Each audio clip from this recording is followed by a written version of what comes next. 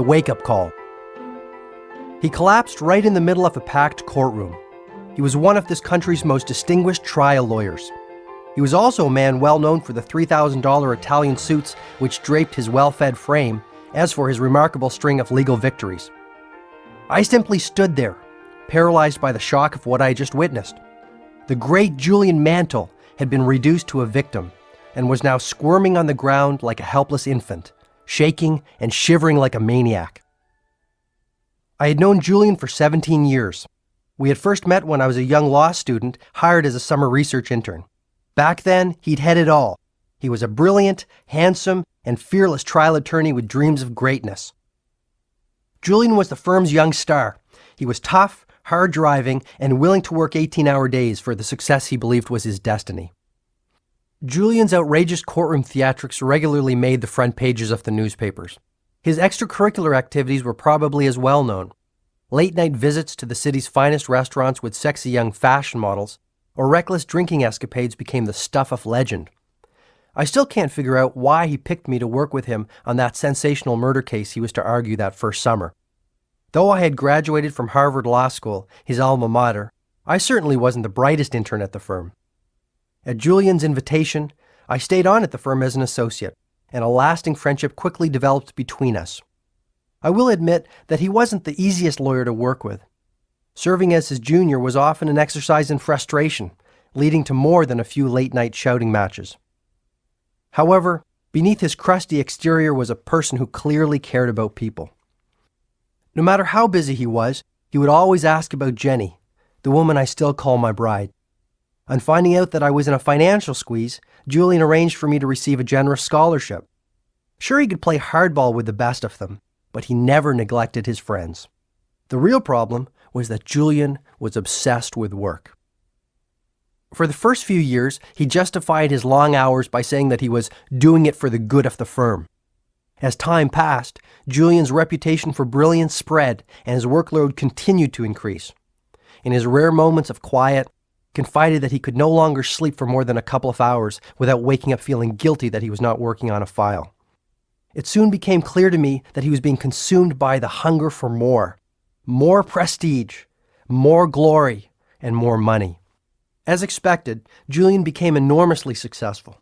He achieved everything most people could ever want: a stellar professional reputation with an income in 7 figures, a spectacular mansion, a private jet, and his prized possession, a shiny red Ferrari parked in the center of his driveway.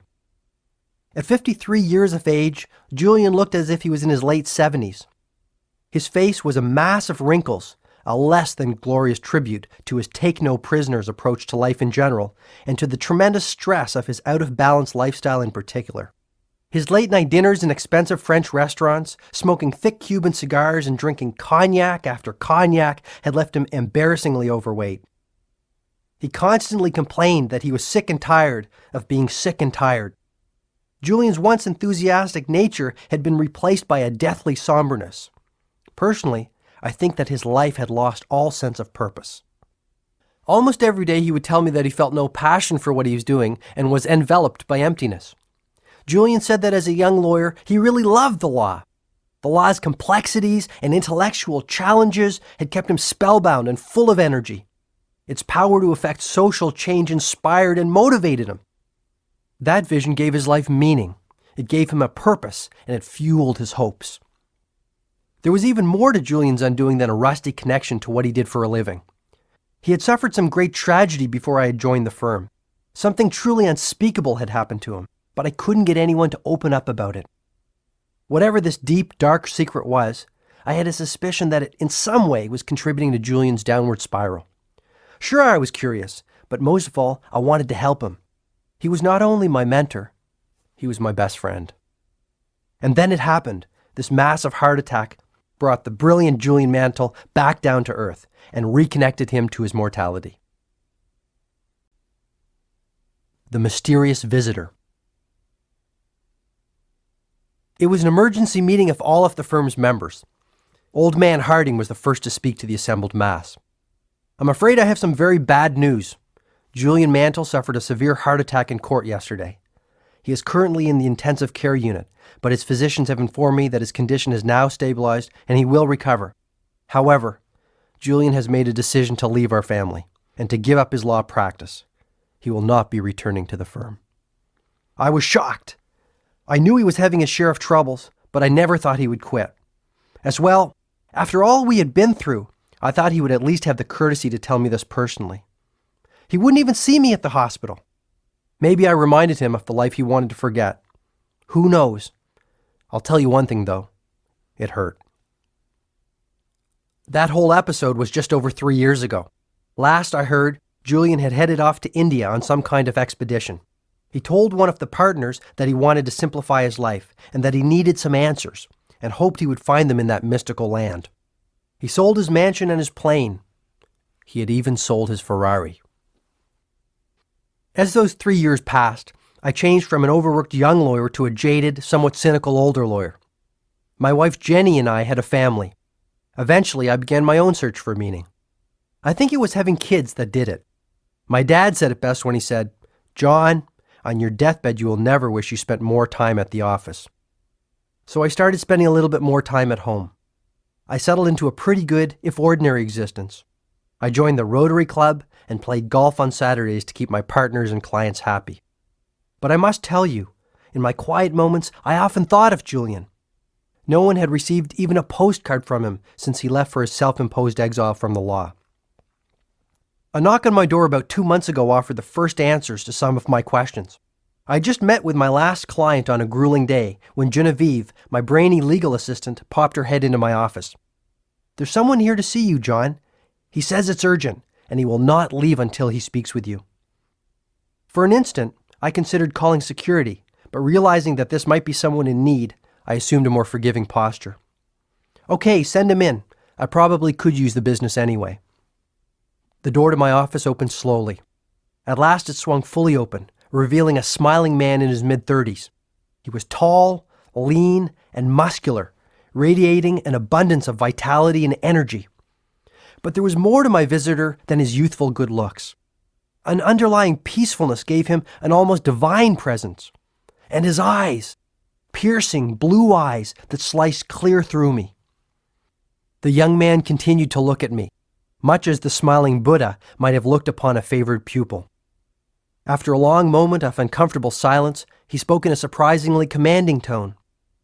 "Is this how you treat all of your visitors, John?" he said, his full lips curling into a mighty grin. A strange sensation tickled the pit of my stomach. "Julian, is that you? I can't believe it. Is it really you?" The loud laugh of the visitor confirmed my suspicions. The young man standing before me was none other than that long-lost yogi of India, Julian Mantle. I was dazzled by his incredible transformation. Gone was the ghost-like complexion, the sickly cough, and the lifeless eyes of my former colleague. Perhaps even more astounding was the serenity that Julian exuded. I felt entirely peaceful, just sitting there staring at him. The man before me was a youthful, vital, and smiling model of change. The miraculous transformation of Julian Mantle. Julian was the first to speak. He admitted that his body had fallen apart and that his mind had lost its luster. The constant pressure and exhausting schedule of a world-class trial lawyer had also broken his most important and perhaps most human endowment, his spirit. When given the ultimatum by his doctor either to give up the law or give up his life, he said he saw a golden opportunity to rekindle the inner fire that he had known when he was younger. Julian grew visibly excited as he recounted how he sold all his material possessions and headed for India, a land whose ancient culture and mystical traditions had always fascinated him. He traveled from tiny village to tiny village, seeing the timeless sights and growing to love the Indian people. Julian slowly began to feel alive and whole again, perhaps for the first time since he was a child. His natural curiosity and creative spark steadily returned, along with his enthusiasm and his energy for living. He started to feel more joyful and peaceful, and he began to laugh again. Julian told me that his journey to India was more than a simple vacation. He described his time as a personal odyssey of the self. He confided that he was determined to find out who he really was and what his life was all about. To do this, his first priority was to connect to that culture's vast pool of ancient wisdom on living a more rewarding, fulfilling, and enlightened life. The more he explored, the more he heard of Indian monks who had lived beyond the age of 100, monks who, despite their advanced years, maintained youthful, energetic, and vital lives. The more he traveled, the more he learned of ageless yogis who had mastered the art of mind control and spiritual awakening. It was while he was in Kashmir, an ancient and mystical state that sits sleepily at the foot of the Himalayas, that he had the good fortune to meet a gentleman named Yogi Krishnan. This slight man with a clean-shaven head had also been a lawyer. Fed up with his hectic pace that personifies modern New Delhi, he too gave up his material possessions and retreated to a world of greater simplicity. Becoming a caretaker of the village temple, Krishnan said he had come to know himself and his purpose in the larger scheme of life. Julian informed this lawyer-turned-yogi of his own story. "I need your help, Krishnan. I need to learn how to build a richer, fuller life. For as long as I have been caring for this temple, I have heard whisperings of a mystical band of sages living high in the Himalayas. Legend has it that they have discovered some sort of system that will profoundly improve the quality of anyone's life. It is supposed to be a holistic, integrated set of ageless principles and timeless techniques to liberate the potential of the mind, body, and soul." Julian was fascinated. This seemed perfect. Just exactly where do these monks live? No one knows, and I regret that I am too old to start searching. But I will tell you one thing, my friend. Many have tried to find them, and many have failed. The higher reaches of the Himalayas are treacherous beyond consequences. But if it is the golden keys to radiant health, lasting happiness, and inner fulfillment that you are searching for, I do not have the wisdom you seek. They do. Are you certain that you have no idea where they live? All I can tell you is that the locals in this village know them as the great sages of Savannah. In their mythology, Savannah means oasis of enlightenment. These monks are revered as if they are divine in their constitution and influence. If I knew where they could be found, I would be duty-bound to tell you.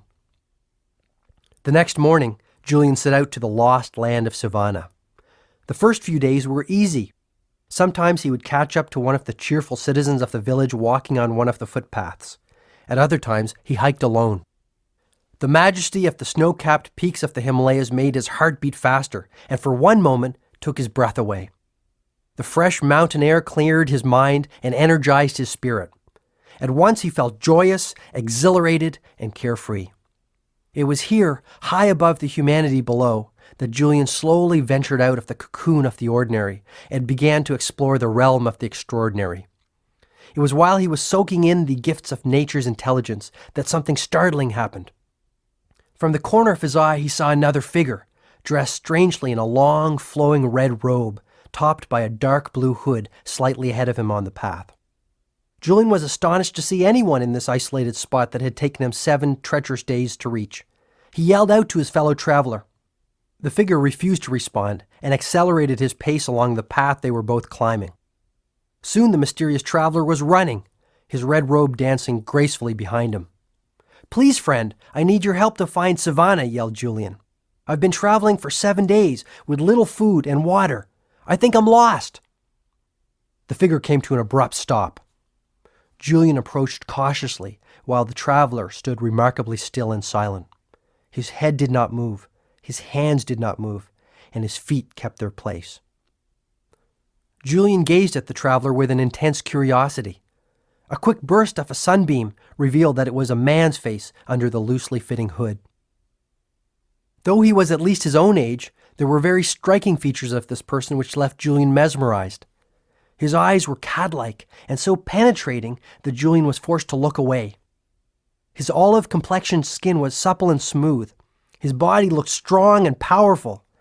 And though the man's hands gave away the fact that he was not young, he radiated an abundance of youthfulness and vitality. "I am Julian Mantle. I have come to learn from the sages of Savannah. Do you know where I might find them?" The man spoke softly. "Why is it that you seek these sages, friend?" Sensing that he had indeed found one of the mystical monks who had eluded so many, Julian opened his heart and poured out his odyssey to the traveler. He spoke of his former life and of the crisis of spirit he had struggled with, and he told of his travels in mystical India and of his meeting with Yogi Krishnan. The traveler remained silent and still.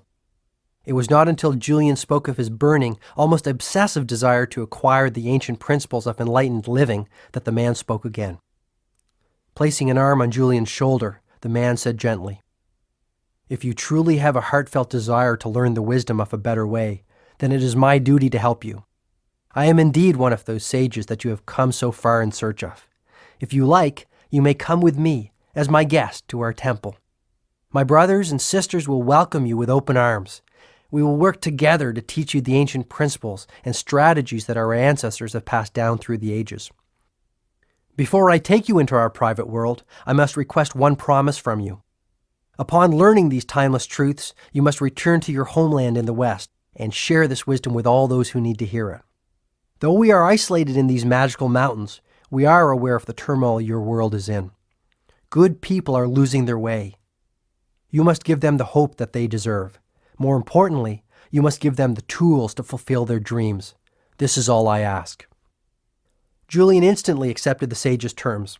As the two men moved still higher up the mountain path to the lost village of Savannah, the Indian sun started to set, a fiery red circle slipping into a soft, magical slumber after a long and weary day. A magical meeting with the sages of Savannah. After walking for many hours, the two travelers came upon a lush green valley. On one side of the valley, the snow-capped Himalayas offered their protection.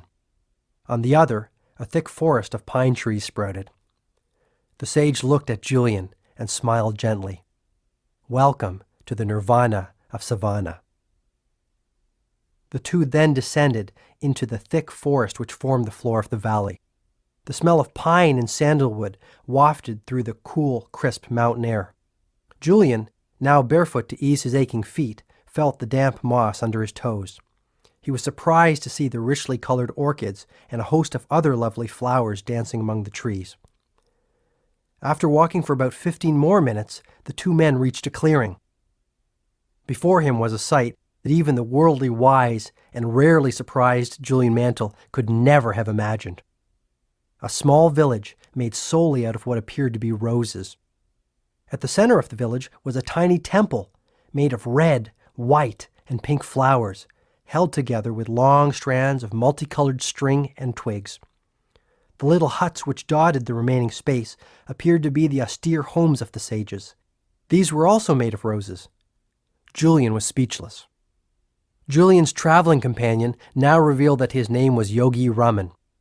He explained that he was the eldest sage of Savannah and the leader of the group. The citizens of this dreamlike colony looked astonishingly youthful and moved with poise and purpose. None of them spoke, choosing instead to respect the tranquility of this place by performing their tasks in silence. The men, who appeared to number only about 10, wore the same red-robed uniform as Yogi Raman and smiled serenely at Julian. Each of them looked calm, healthy, and deeply contented. The women were equally impressive. In their flowing pink silk saris and with white lotuses adorning their jet-black hair, they moved busily through the village with exceptional agility. With zen-like focus, some worked inside the temple, preparing for what appeared to be a festival. Others carried firewood and richly embroidered tapestries. All were engaged in productive activities. All appeared to be happy. Ultimately, the faces of the sages of Savannah revealed the power of their way of life. Even though they were clearly mature adults, each one of them radiated a childlike quality, their eyes twinkling with the vitality of youth. Not one of them had wrinkles. Not one of them had gray hair. Not one of them looked old. Julian was offered a feast of fresh vegetables and fruits, a diet that he would later learn was one of the keys to the ideal health enjoyed by the sages. After the meal, Yogi Raman escorted Julian to his living quarters, a flower-filled hut containing a small bed with an empty journal pad on it. This would be his home for the foreseeable future. Though Julian had never seen anything like this magical world of Savannah, his intuition told him that he belonged here, if only for a short period. And so began Julian's life among the sages of Savannah, a life of simplicity, serenity, and harmony. The best was soon to come. A spiritual student of the sages. It was now 8 p.m., and I still had to prepare for court the next day. Yet I was fascinated by the experience of this former legal warrior. The longer I listened to Julian, the more I came to realize that my own spirit had become rusty. What had happened to the uncommon passion I brought to everything I did when I was younger? Maybe it was time for me to reinvent my destiny. Julian quickened the pace as he continued with his tale.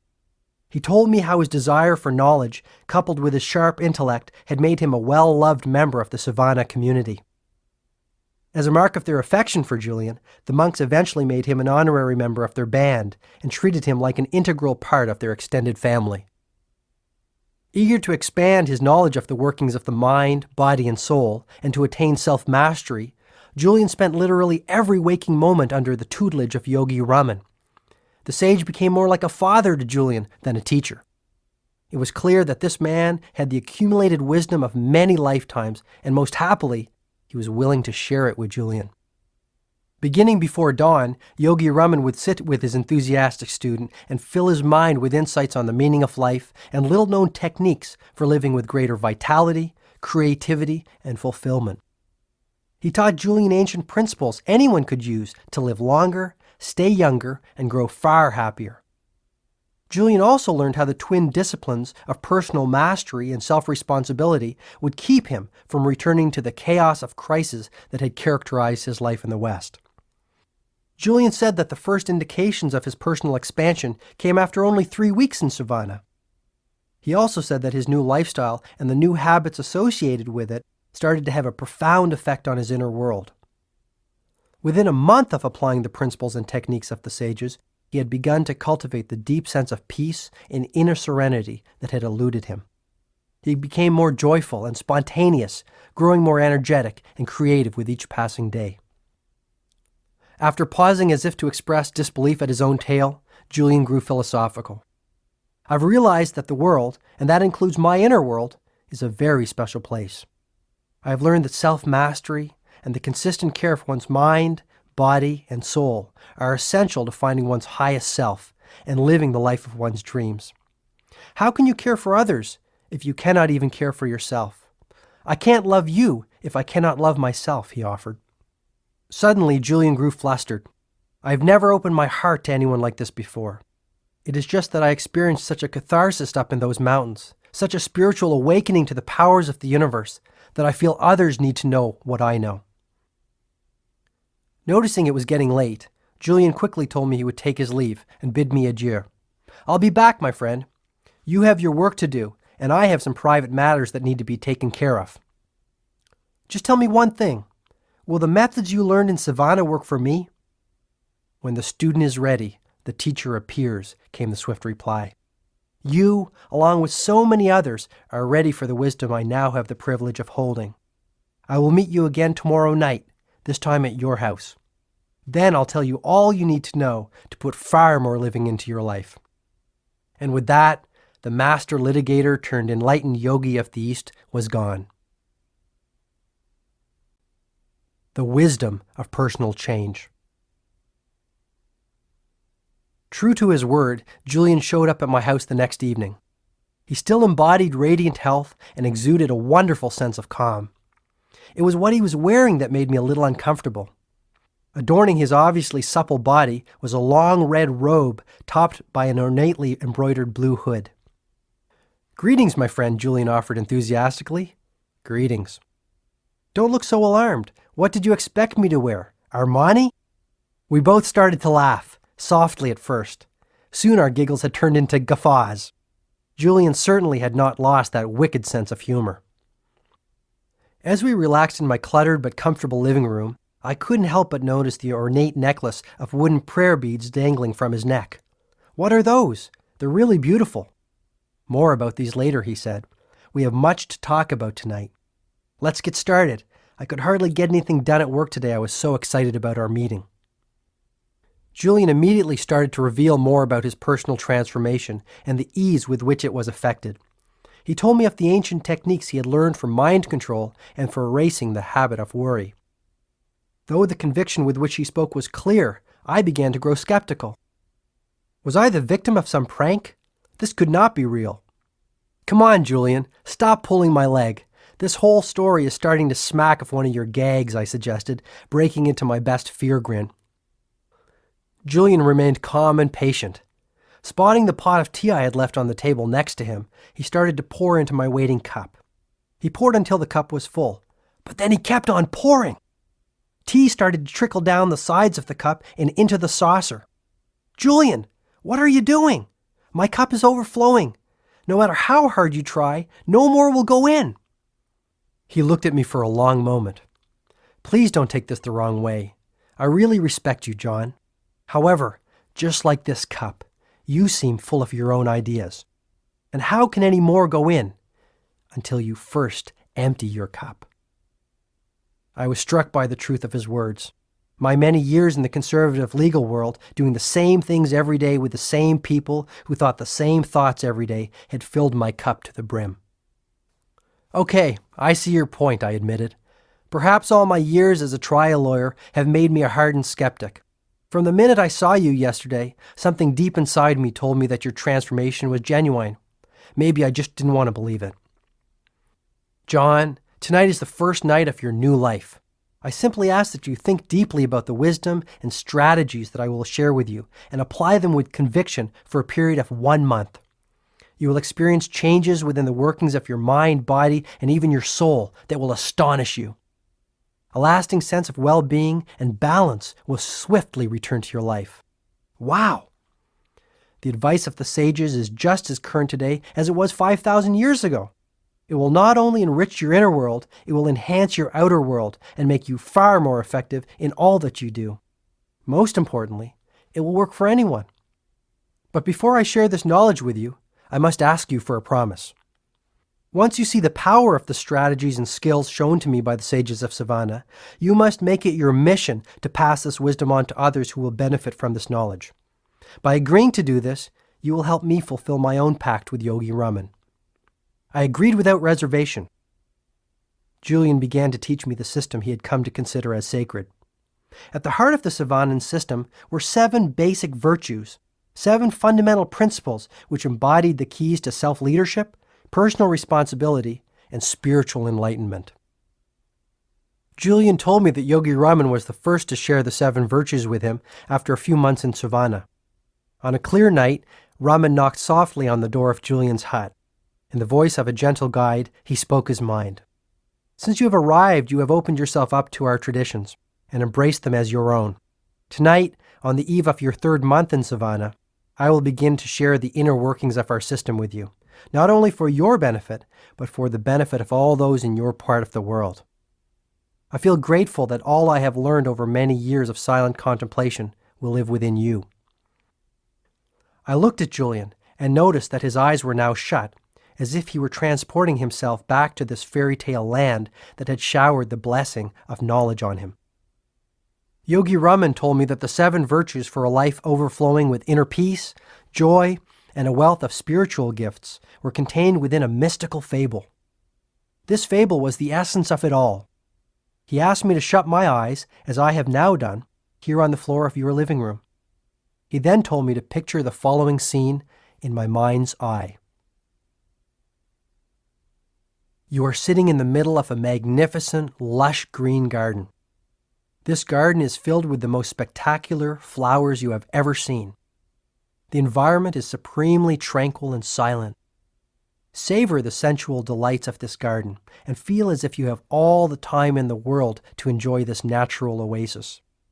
As you look around, you see that in the center of this magical garden stands a towering red lighthouse, 6 stories high. Suddenly, the silence of the garden is disturbed by a loud creaking as the door at the base of the lighthouse opens. Out stumbles a 9-foot-tall, 900-pound Japanese sumo wrestler who casually wanders into the center of the garden.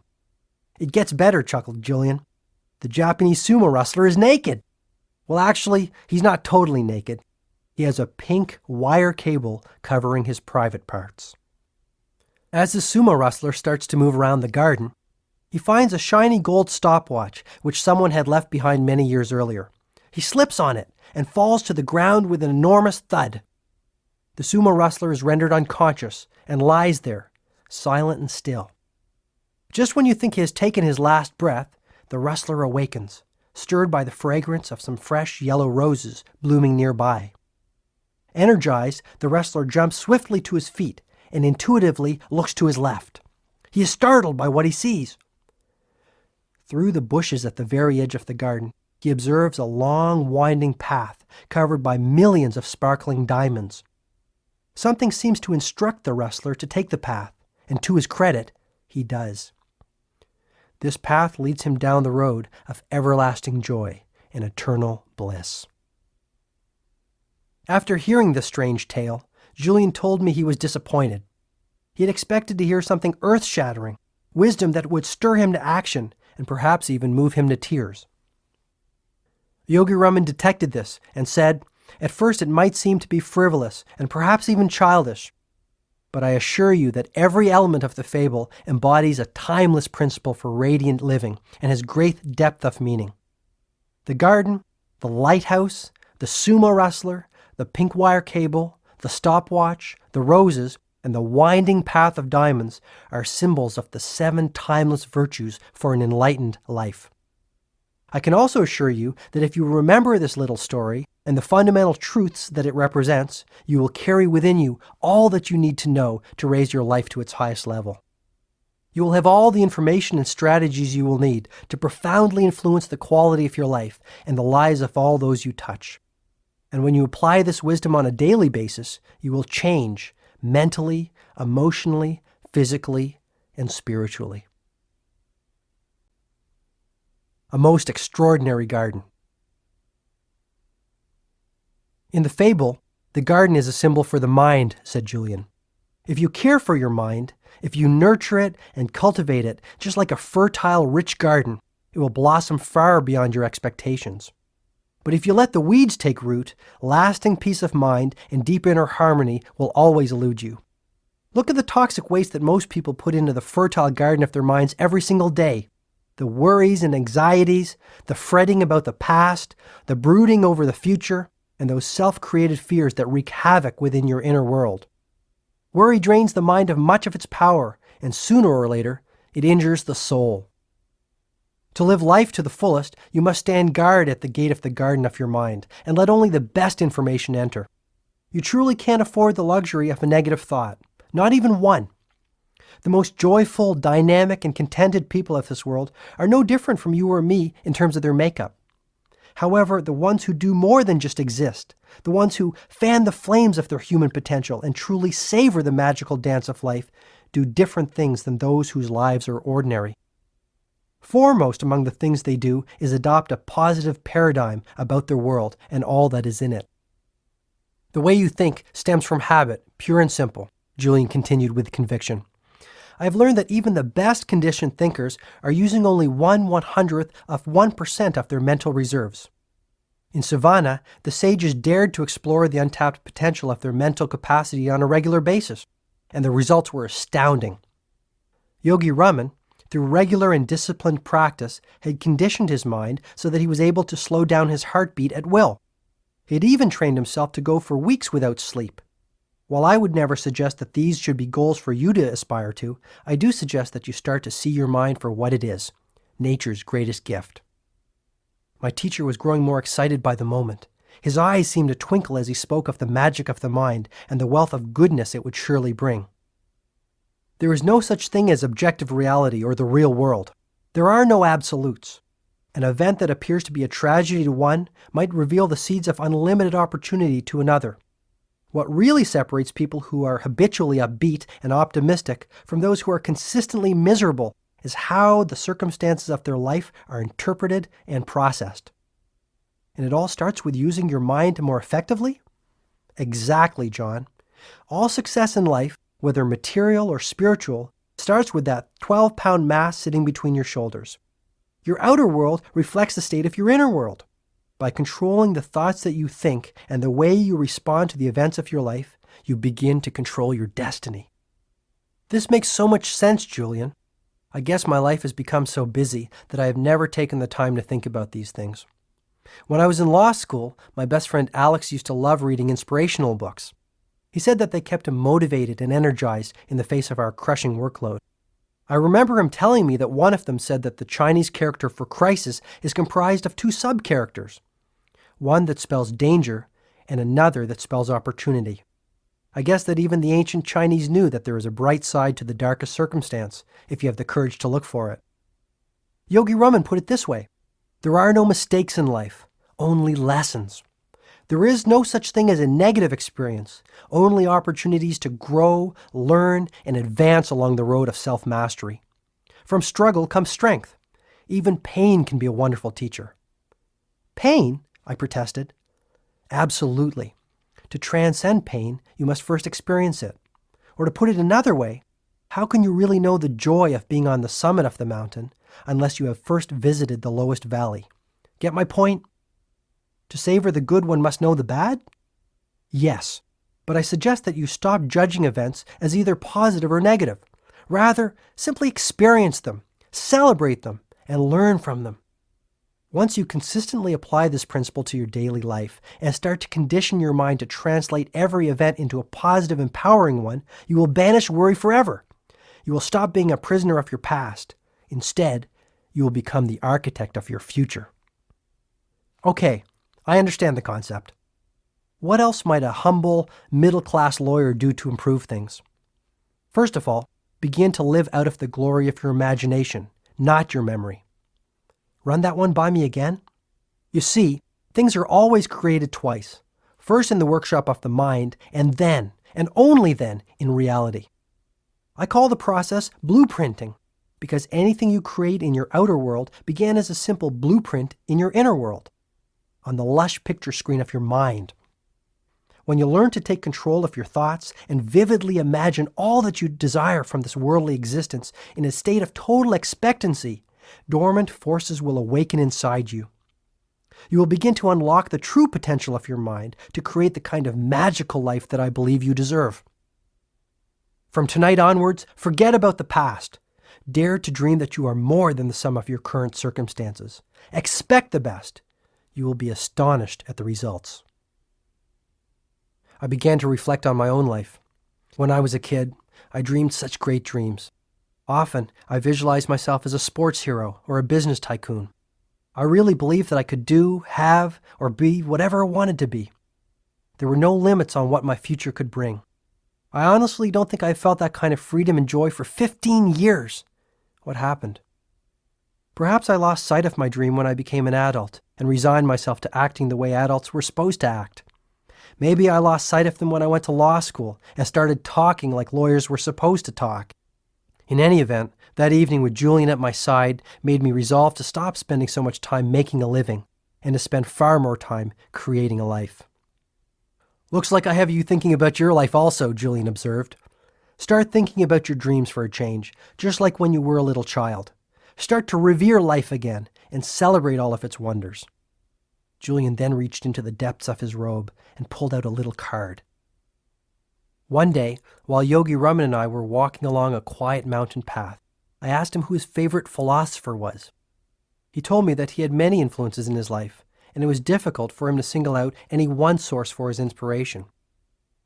There was one quotation, however, that encapsulated all the values he had come to cherish over a life spent in quiet contemplation. The words came from the great Indian philosopher Patanjali. Repeating them aloud every morning before I sit down to meditate has had a profound influence on the course of my day. Julian then showed me the card. The quotation read, "When you are inspired by some great purpose, some extraordinary project, all of your thoughts break their bonds. Your mind transcends limitations. Your consciousness expands in every direction, and you find yourself in a new, great, and wonderful world. Dormant forces, faculties, and talents become alive, and you discover yourself to be a greater person than you ever dreamed yourself to be." In that instant, I saw the connection between physical vitality and mental agility. Julian was in picture-perfect health and looked many years younger than he had when we had first met. Success on the outside indeed begins with success on the inside, and by changing his thoughts, Julian had changed his life. Exactly how can I develop this positive, serene, and inspired attitude, Julian? After all these years in my routine, I think my mental muscles have grown a little flabby, I said with sincerity. If you diligently apply the strategies I am sharing with you every day for only 1 month, you will be astonished at the results. You will begin to tap into the highest levels of your own capacity and enter the realm of the miraculous. But to reach this destination, you must not get hung up on the outcome. Instead, enjoy the process of personal expansion and growth.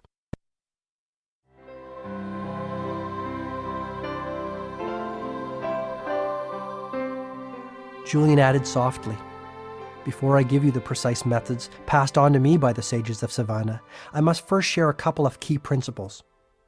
First, always remember that concentration is at the root of mental mastery. The very fact that you have a desire or a dream means that you have the corresponding capacity to realize it. However, to liberate the power of the mind, you must first be able to harness it and direct its focus only to the task at hand. The moment you concentrate the focus of your mind on a singular purpose, extraordinary gifts will appear within your life." "How about eternal happiness?" "Go big or stay home," he chuckled. "Nothing like starting off small. Well, you can have that too. The secret of happiness is simple. Find out what you truly love to do, and then direct all of your energy towards doing it. Once you're concentrating your mind power and energy on a pursuit that you love, abundance flows into your life, and all your desires are fulfilled with ease and grace. So simply figure out what turns you on and then do it." "If it is a worthy pursuit," Julian replied, "your passion must, in some way, improve or serve the lives of others. Once you find out what your life's work is, your world will come alive. You will wake up every morning with a limitless reservoir of energy and enthusiasm. All your thoughts will be focused on your definite objective. You will automatically erase the worry habit and become far more effective and productive. Interestingly, you will also have a deep sense of inner harmony, as if you are somehow being guided to realize your mission." "It is a wonderful feeling. I love it," Julian offered gleefully. "Fascinating. And I like the part about getting up feeling good. To be really honest with you, Julian, most days I wish I could just stay under the covers." "Do you know why most people sleep so much? Because they really don't have anything else to do. Those who rise with the sun all have one thing in common. They all have a purpose that fans the flames of their inner potential. They are driven by their priorities, but not in an unhealthy, obsessive way. It's more effortless and gentle than that. And given their enthusiasm and love for what they are doing in their lives, such people live in the moment. Their attention is fully and completely on the task at hand. Therefore, there are no energy leaks. These people are the most vibrant and vital individuals you will ever have the good fortune to meet." "Energy leaks? Sounds a little new agey, Julian. I'll bet you didn't learn that one at Harvard Law School." "True. The sages of Savannah pioneered that concept. Though it has been around for centuries, its application is just as relevant today. Too many of us are consumed by needless and endless worry. Worry causes your precious mental energy and potential to leak. Soon, you have no energy left. Once you find your purpose, however, life becomes much easier and far more rewarding. When you figure out what your main aim or destiny really is, your work will be play. Wouldn't it be a little risky for me to give up my job to start searching for my overriding passion and purpose? I mean, I have a family and real obligations. I have 4 people who depend on me." "I'm not saying that you have to leave the legal profession tomorrow. You will, however, have to start taking risks. Most people live within the confines of their comfort zone. Yogi Raman was the first to explain that the best thing you can do for yourself is to regularly move beyond it. This is the way to lasting personal mastery and the realization of the true potential of your human endowments. And what might those be? Your mind, your body, and your soul. So what risks should I take? Stop being so practical. Start doing the things you have always wanted to do. I have known lawyers who have quit their jobs to become stage actors and accountants who have become jazz musicians. In the process, they have found the deep happiness that had eluded them for so long. Calculated risk-taking will pay huge dividends. I see your point. So take the time to think. The sages of Savannah all took time daily to silently contemplate not only where they were, but where they were going. They took the time to reflect on their purpose and how they were living their lives every day. Most importantly, they thought deeply and genuinely about how they would improve the next day. Daily incremental improvements produce lasting results, which in turn lead to positive change. Even 10 minutes of focused reflection a day will have a profound impact on the quality of your life. Hey, you were going to share some techniques with me, Julian, I said, hoping to learn some practical ways to apply the wisdom I was hearing. There is one technique for mastering the mind which towers above all the rest. After practicing it for only 21 days, I felt more energetic, enthusiastic, and vibrant than I had in years. The practice is over 4,000 years old. It's called the heart of the rose. All that you need to perform this exercise is a fresh rose and a silent place. Natural surroundings are best, but a quiet room will do nicely. Start to stare at the center of the rose, its heart. Keep staring at the rose. Notice its color, its texture, its design. Savor its fragrance and think only about this wonderful object in front of you. At first, other thoughts will start entering your mind, distracting you from the heart of the rose. This is the mark of an untrained mind. But you need not worry. Improvement will come quickly. Simply return your attention to the object of your focus. Soon your mind will grow strong and disciplined. That's all there is to it? It sounds pretty easy. That's the beauty of it, John, Julian replied. However, this ritual must be performed daily for it to be effective. For the first few days, you will find it difficult to spend even 5 minutes in this exercise. Persist and spend longer and longer periods savoring the heart of the rose. After a week or two, you should be able to perform the technique for 20 minutes without your mind wandering to other subjects. This will be the first indication that you are taking back control of the fortress of your mind. Practically speaking, you will notice that you will feel far calmer.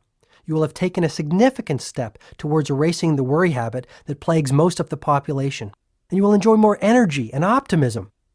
Each day, no matter how busy you get and how many challenges you might face, return to the heart of the rose. It is your island of peace.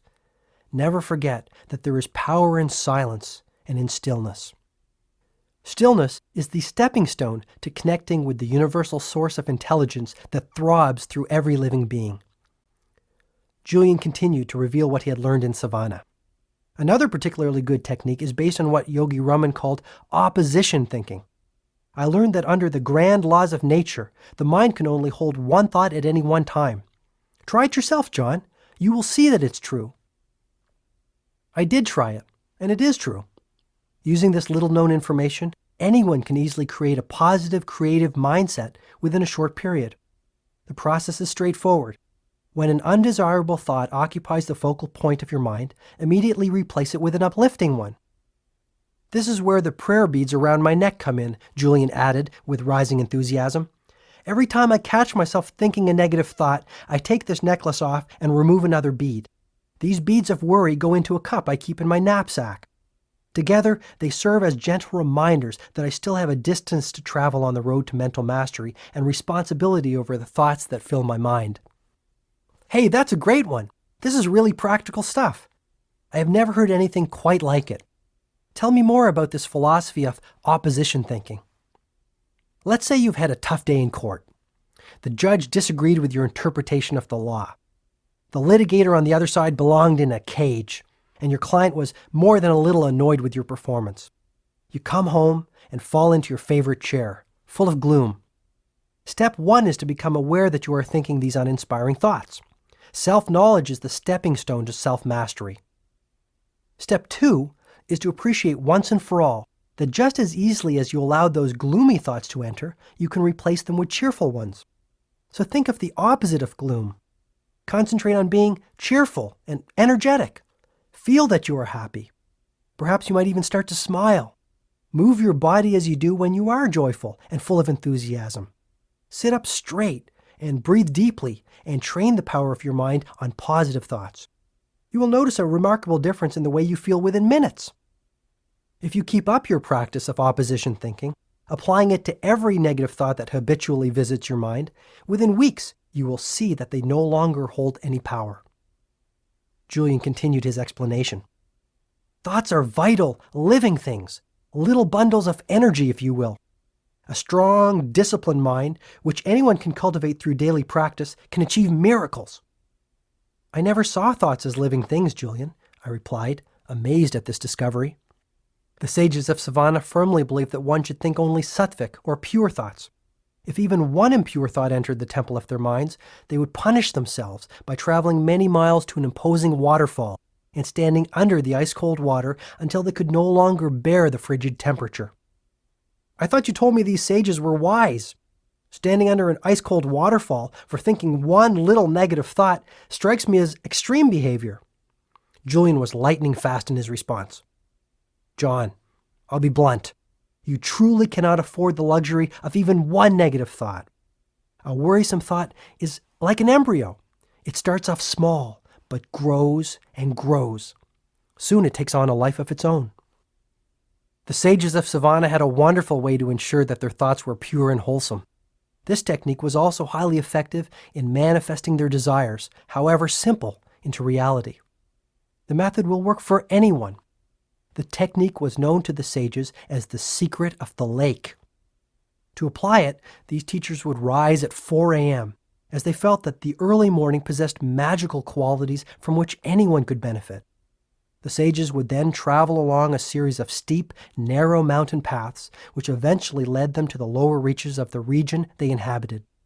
Once there, they would walk along a barely visible trail until they arrived at a clearing.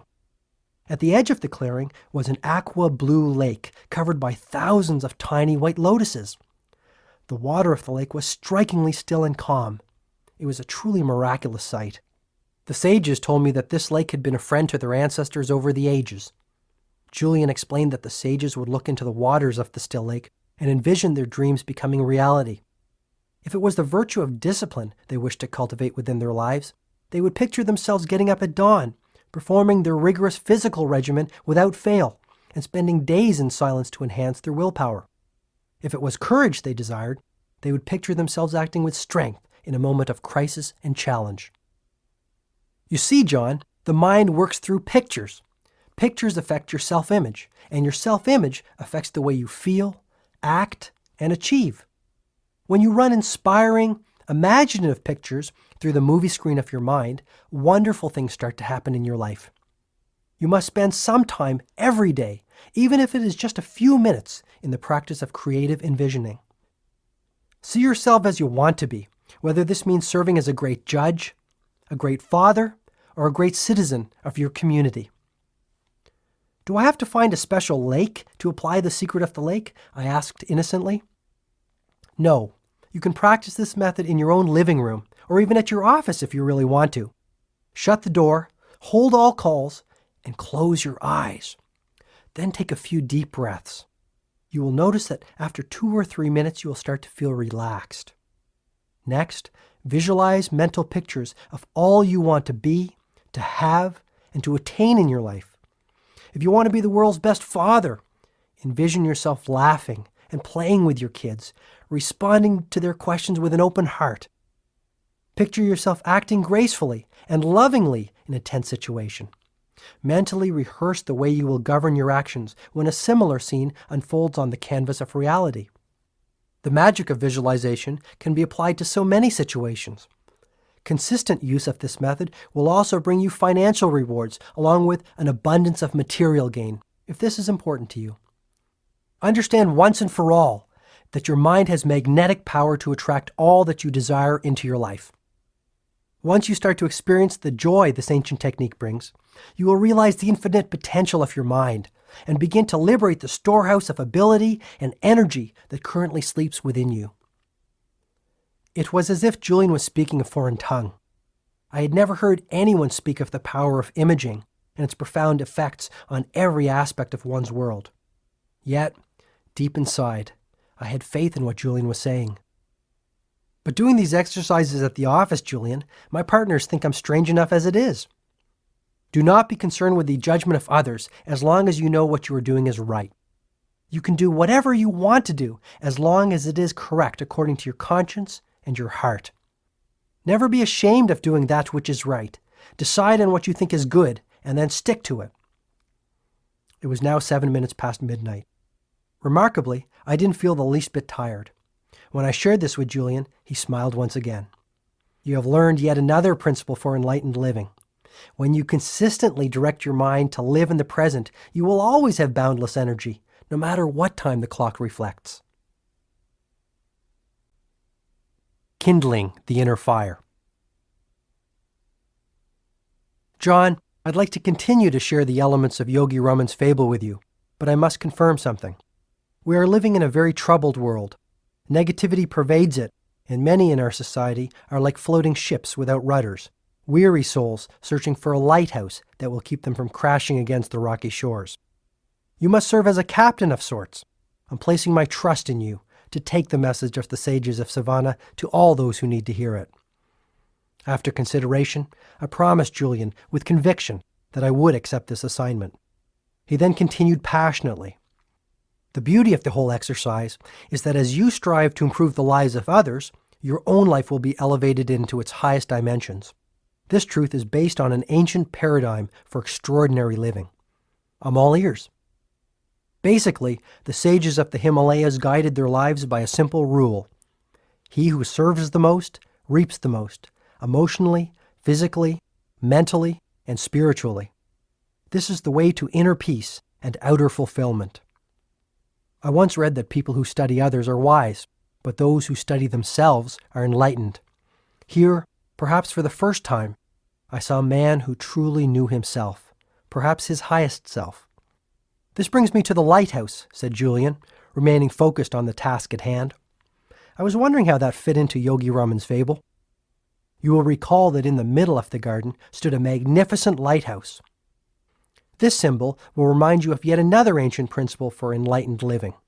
The purpose of life is a life of purpose. Those who are truly enlightened know what they want out of life, emotionally, materially, physically, and spiritually. Clearly defined priorities and goals for every aspect of your life will serve a role similar to that played by a lighthouse, offering you guidance and refuge when the seas become rough. Julian transported me back to the time when Yogi Raman examined this principle with him. He recalled the sage's exact words. Life is funny, observed Yogi Raman. One would think that the less one worked, the more one would have the chance to experience happiness. However, the real source of happiness can be stated in a word: achievement.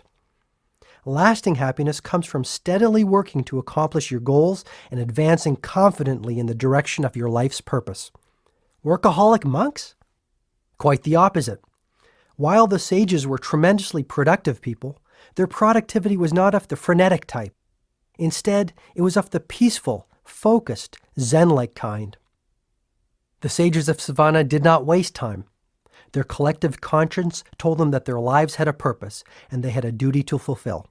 This is what Yogi Raman said to me. Achievement need not be of the material sort. Personally, my objectives are to attain peace of mind, self-mastery, and enlightenment. If I fail to accomplish these goals by the end of my life, I am certain that I will die feeling unfulfilled and dissatisfied. Julian told me that this was the first time he had heard any of his teachers in Savannah speak of their own mortality. And Yogi Raman sensed this in my expression. You need not worry, my friend, he said.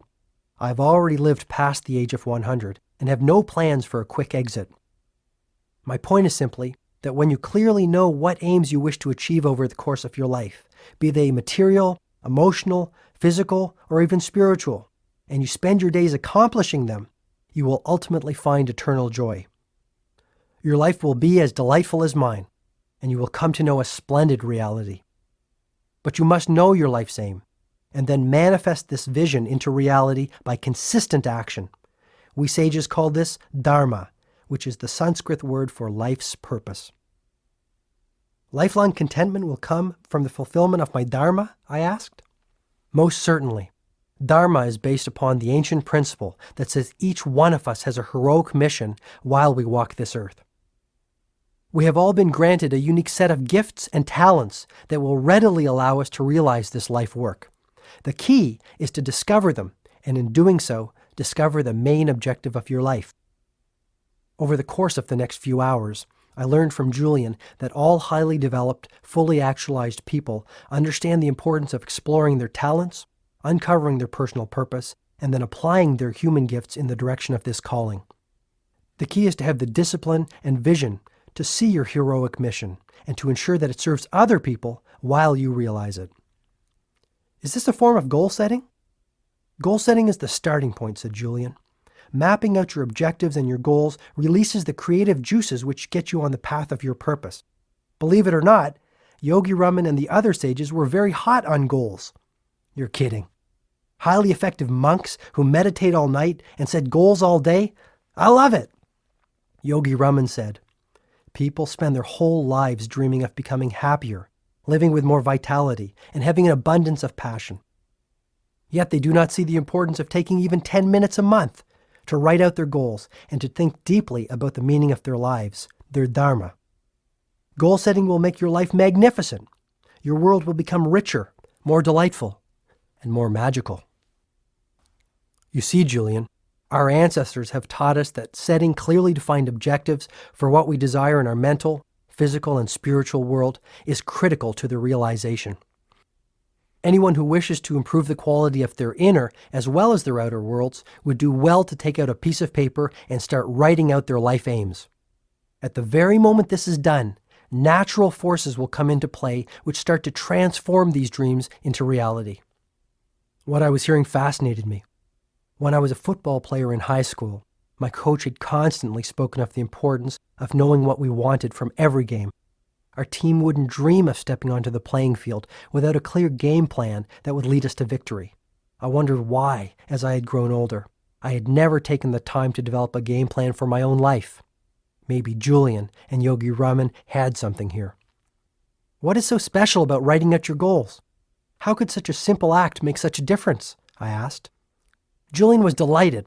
By writing out your desires and goals on a piece of paper, you send a red flag to your subconscious mind that these thoughts are far more important than any others. You change your life the moment you set your goals and start to seek out your dharma, Julian said, his eyes sparkling with the truth of his words. Have you ever met someone with a strange name and then started to notice that name appearing in newspapers, on television, or at the office? This is but one illustration of the ageless principle Yogi Raman called Jo-Riki, which I have since learned means concentrated mind. Concentrate every ounce of your mental energy on self-discovery. Learn what you excel at and what makes you happy. Whatever it is, find your passion and then follow it. Now that I really think about it, it would be sad to reach the end of my life without realizing that I had some special genius that would have unlocked my potential and helped others, even in a small way. That's right. So from this moment onwards, be acutely aware of your aim in life. Awaken your mind to the abundance of possibility around you. Start to live with more zest. The human mind is the world's largest filtering device. When you decide to start concentrating your mind on your life's main aims, your mind starts to filter out the unimportant and focus only on the important. To tell you the truth, I think it's about time I discovered my purpose, I said. Don't get me wrong, there are a lot of great things in my life, but it isn't as rewarding as I think it could be. How does that make you feel? Depressed, I offered with total honesty. I know I have talent. Actually, I was one heck of a good artist when I was younger. When I painted, I was in heaven. I lost track of time when I was in the studio painting. I would get lost in the canvas. It was almost as if I transcended time and moved into another dimension. John, this is the power of concentrating your mind on a pursuit that you love. Maybe your dharma is to brighten the world with lovely scenes. At least start spending a little time painting every day. How about applying this philosophy to things less esoteric than changing my life? Let's say one of my aims was to drop the spare tire I am carrying around my waist. Where would I start? Julian told me that the sages of Savannah had created a 5-step method to reach their objectives and fulfill the purposes of their lives. The first step was to form a clear mental picture of the outcome.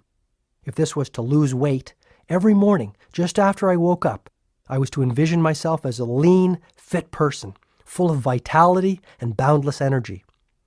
Step 2 was to get some positive pressure on myself. Pressure can inspire you to achieve great ends. People generally achieve magnificent things when they are forced to tap into the wellspring of human potential that lies within them. How can I create this positive pressure on myself? I asked, now thinking about the possibilities of applying this method to everything from getting up earlier to being a more patient and loving father. One of the best is the public pledge. Tell everyone you know you will lose the excess weight or whatever your goal might be. Once you make your goal known to the world, there will instantly be pressure on you to work towards its fulfillment, since no one likes to look like a failure. When you train your mind to associate pleasure with good habits and punishment with bad ones, your weaknesses will quickly fall by the wayside. You said there were 5 steps to follow to make my desires come true, I said impatiently. What are the remaining 3? Yes, John. The 3rd step is a simple one. Never set a goal without attaching a timeline to it. To breathe life into a goal, you must have a precise deadline. Remember that a goal that is not committed to paper is no goal at all. Go out and buy a journal. A cheap coil notepad will do. Call this your dream book and fill it with all your desires, objectives, and dreams. Get to know yourself and what you are all about. Don't I already know myself? Most people don't. The Chinese define image in these terms. There are 3 mirrors that form a person's reflection. The first is how you see yourself. The second is how others see you. And the 3rd mirror reflects the truth. Know yourself, John. Know the truth. Divide your dream book into separate sections for goals relating to the different areas of your life. For example, you might have sections for your physical fitness goals, your financial goals, your personal empowerment goals, your relationship and social goals, and perhaps most importantly, your spiritual goals. Hey, that sounds like fun. I've never thought about doing something as creative as that for myself, I said. Another particularly effective technique is to fill your dream book with pictures of the things you desire and images of people who have cultivated the abilities, talents, and qualities that you hope to emulate. If you want to lose weight and be in outstanding physical shape, paste a picture of a marathon runner or an elite athlete in your dream book. If you want to be the world's finest husband, clip out a picture of someone who represents this, perhaps your father, and put it in your journal in the relationship section. Then review this book daily, even for a few minutes. Make it your friend. The results will startle you. My wife would love to have a dream book. She'd probably fill it with pictures of me without my notorious belly. It's really not that big, Julian suggested in a consoling tone. Then why does Jenny call me Mr. Donut? I said, breaking into a broad smile. Julian started to laugh. I had to follow. Soon the 2 of us were howling on the floor. I guess if you can't laugh at yourself, who can you laugh at? I said, still giggling. Very true, my friend. When I was chained to my former lifestyle, one of the main problems was that I took life far too seriously. Now I am much more playful and childlike.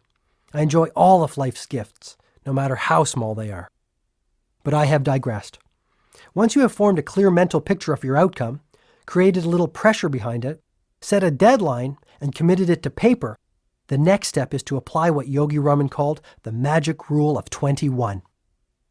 The learned men and women of his world believed that for a new behavior to crystallize into a habit, one had to perform the new activity for 21 days in a row. What's so special about 21 days? The only way to permanently install a new habit is to direct so much energy towards it that the old one slips away like an unwelcome house guest. The installation is generally complete in about 21 days, the time it takes to create a new neural pathway. Say I wanted to start practicing the heart of the rose technique to erase the worry habit and live at a more peaceful pace.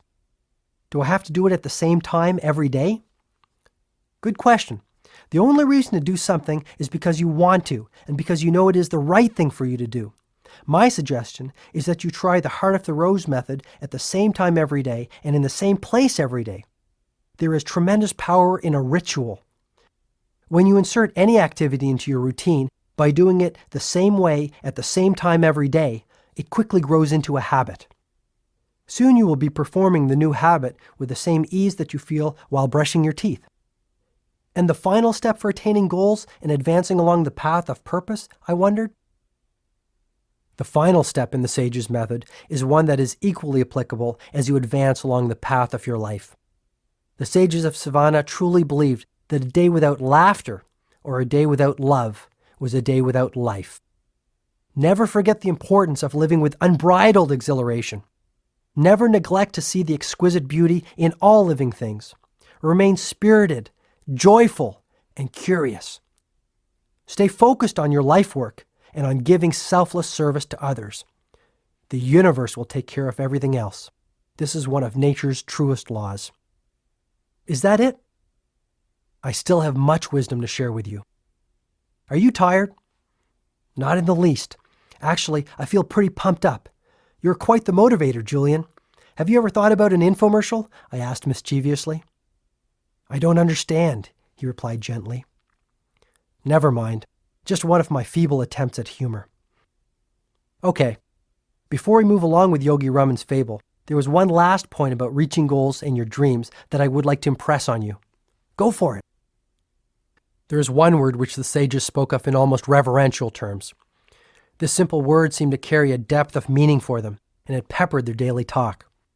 The word I am speaking of is passion, and it is a word you must constantly keep at the forefront of your mind. A burning sense of passion is the most potent fuel for your dreams. Here, in our society, we have lost our passion.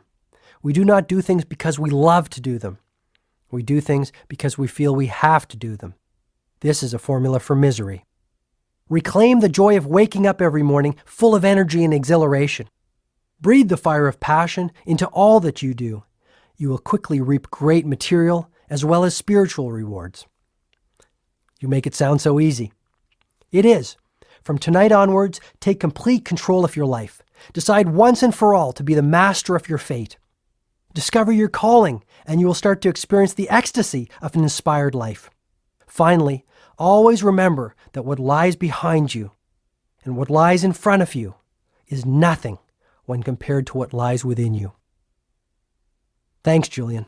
I really needed to hear this. I never realized all that was lacking in my life until tonight. Things are going to change. I promise you. I am grateful for this. You're welcome, my friend. I'm simply fulfilling my purpose. The ancient art of self-leadership. Time is passing quickly, said Julian, before pouring himself another cup of tea. The morning will soon be upon us. Do you want me to continue, or have you had enough for one night? Please continue, Julian. I have all the time in the world. The kids are sleeping at their grandparents' house tonight, and Jenny won't be up for hours. Sensing my sincerity, he continued with the symbolic fable that Yogi Raman had offered him to illustrate his wisdom. You will recall that as the fable continues, the door of the lighthouse slowly opens, and out walks a 9-foot-tall, 900-pound Japanese sumo wrestler. Sounds like a bad Godzilla movie. I used to love those when I was a kid, Julian said. Me too, but don't let me distract you. The sumo wrestler represents a very important element in the life-changing system of the sages of Savannah.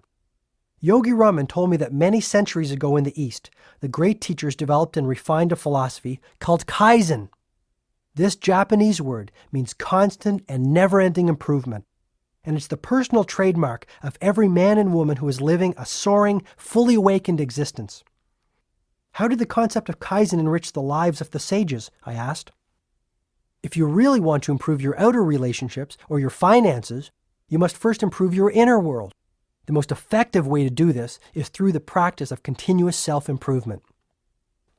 Julian, I hope you don't mind me saying it, but all this talk about one's inner world sounds more than a little esoteric to me. I'm having a little difficulty with this notion of Kaizen and improving my inner world. What exactly are we talking about here? Julian was agile in his response. When I speak of improving your inner world, I am simply speaking of self-improvement and personal expansion, and it is the best thing you can do for yourself. Taking the time to master your mind, to care for your body, and to nourish your soul will put you in the position to develop more richness and vitality in your life. It is as Epictetus said so many years ago, no man is free who is not a master of himself. I nodded in full agreement. This was the first time I had given any serious thought to the importance of improving myself. I really could use the added energy and good health that exercising would surely bring. Ridding myself of my nasty temper and my habit of interrupting others might do wonders for my relationship with my wife and kids. And erasing my worry habit would give me the peace of mind and deep happiness I had been searching for. The more I thought about it, the more potential improvements I saw. Julian spoke of the importance of building strength of character, developing mental toughness, and living with courage. He told me that these 3 attributes would lead not only to a virtuous life, but a life filled with achievement, satisfaction, and inner peace. Courage was a quality everyone could cultivate, and one that would pay huge dividends over the long run. What does courage have to do with self-leadership and personal development? I wondered aloud. Courage allows you to do whatever you want to do because you know it is right. Ultimately, the degree of courage you live with determines the amount of fulfillment you receive. And those who master themselves have an abundance of courage. Okay, I'm starting to understand the power of working on myself. Where do I start? Julian returned to his conversation with Yogi Raman, high atop the mountains, on what he remembered as a remarkably starry and gloriously beautiful night. The more I listened to Yogi Raman, and the more I reflected on the pain and suffering of my former world, the more I welcomed the philosophy of Kaizen, constant and never-ending enrichment of the mind, body, and soul into my new life, Julian asserted. Why am I hearing so much about the mind, body, and soul these days? It seems I can't even turn on the tube without someone making mention of it. This is the trilogy of our human endowments. To improve our mind without the cultivation of your physical gifts would be a very hollow victory. Elevating your mind and body to their highest level without nurturing your soul would leave you feeling very empty and unfulfilled. But when you dedicate your energies to unlocking the full potential of all 3 of your human endowments, you will taste the divine ecstasy of an enlightened life. You've got me pretty excited, pal. And as to your question about where to start, I promise that I will give you a number of ancient yet powerful techniques in a few moments. But first, I must share a practical illustration with you. Get into push-up position. Good grief, Julian's become a drill sergeant, I silently thought. Being curious and wishing to keep my cup empty, I complied. Now do as many push-ups as you can possibly do. Don't stop until you truly are certain that you cannot do any more. I struggled with the exercise. The first 15 push-ups were pure agony. At 23 push-ups, I gave up. No more, Julian. This is killing me. The only lesson I'm going to learn from this is what to do for a heart attack. Do 10 more. Then you can rest, commanded Julian. You've got to be kidding. But I continued. 1, 2, 5, 8, and finally 10. I lay on the floor in total exhaustion. What could anyone possibly learn from an experience like this? I asked breathlessly. You told me after you had done 23 that you couldn't do any more. You told me that this was your absolute limit. Yet, when I challenged you to do more, you responded with another 10 push-ups. You had more inside you, and when you reached for your resources, you received more. Yogi Raman explained a fundamental truth to me. The only limits on your life are those that you set yourself. When you push beyond your limits, just as you did in this demonstration, you unlock mental and physical reserves that you never thought you had. Julian sensed he was on a roll. You practice the art of Kaizen by pushing yourself daily. Work hard to improve your mind and your body. Nourish your spirit. Do the things you fear.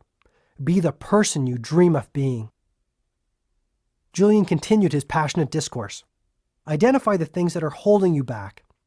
Take the time to reflect on what might be keeping you from the life you really want and know deep down you can have. Once you have identified what your weaknesses are, the next step is to face them head on and attack your fears. This might be the first taste of real freedom that you have experienced in years. Fear is nothing more than a mental monster you have created, a negative stream of consciousness. You mean all my fears are nothing more than imaginary little gremlins that have crept into my mind over the years? Exactly, John. Every time they have prevented you from taking some action, you have added fuel to their fire. But when you conquer your fears, you conquer your life. I need an example. Study a baby. She has no limits. Her mind is a lush landscape of potential and possibility. Properly cultivated, it will lead her to greatness. Filled with negativity, it will lead her to mediocrity at best. A baby could be trained to view a glorious sunny day as depressing.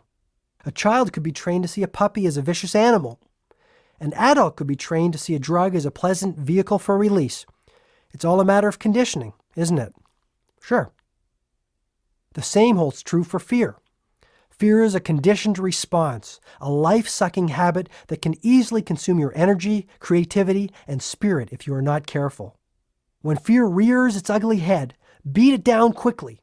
The best way you can do this is to do the thing you fear. When you erase fear from your mind, you start to look younger and your health becomes more vibrant.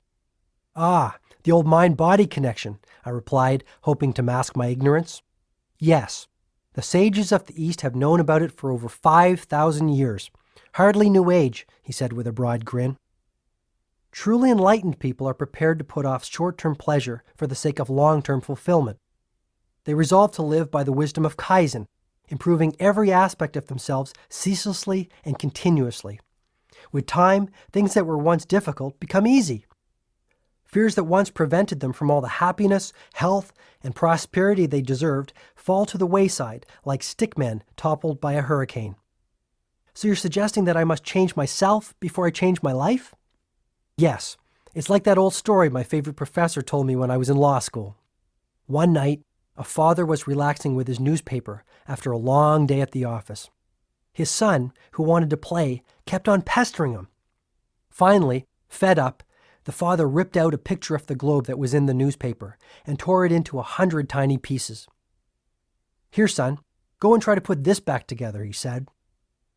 To his amazement, his son returned after only 1 minute with the globe perfectly back together. When the startled father asked him how he achieved this feat, the son smiled and gently replied, "Dad, on the other side of the globe, there was a picture of a person. And once I got the person together, the world was okay." That's a great story. You see, John, the wisest people I have ever met, from the sages of Savannah to my professors at Harvard Law School, all seem to know the key formula for happiness. Exactly how does one go about building courage? It's the same as the story. Once you get yourself together, your world will be okay. But you must spend some time daily working on yourself, even if for only 10 or 15 minutes. And what does the 9-foot-tall, 900-pound Japanese sumo wrestler symbolize in Yogi Raman's fable? Our hefty friend will be your constant reminder of the power of Kaizen.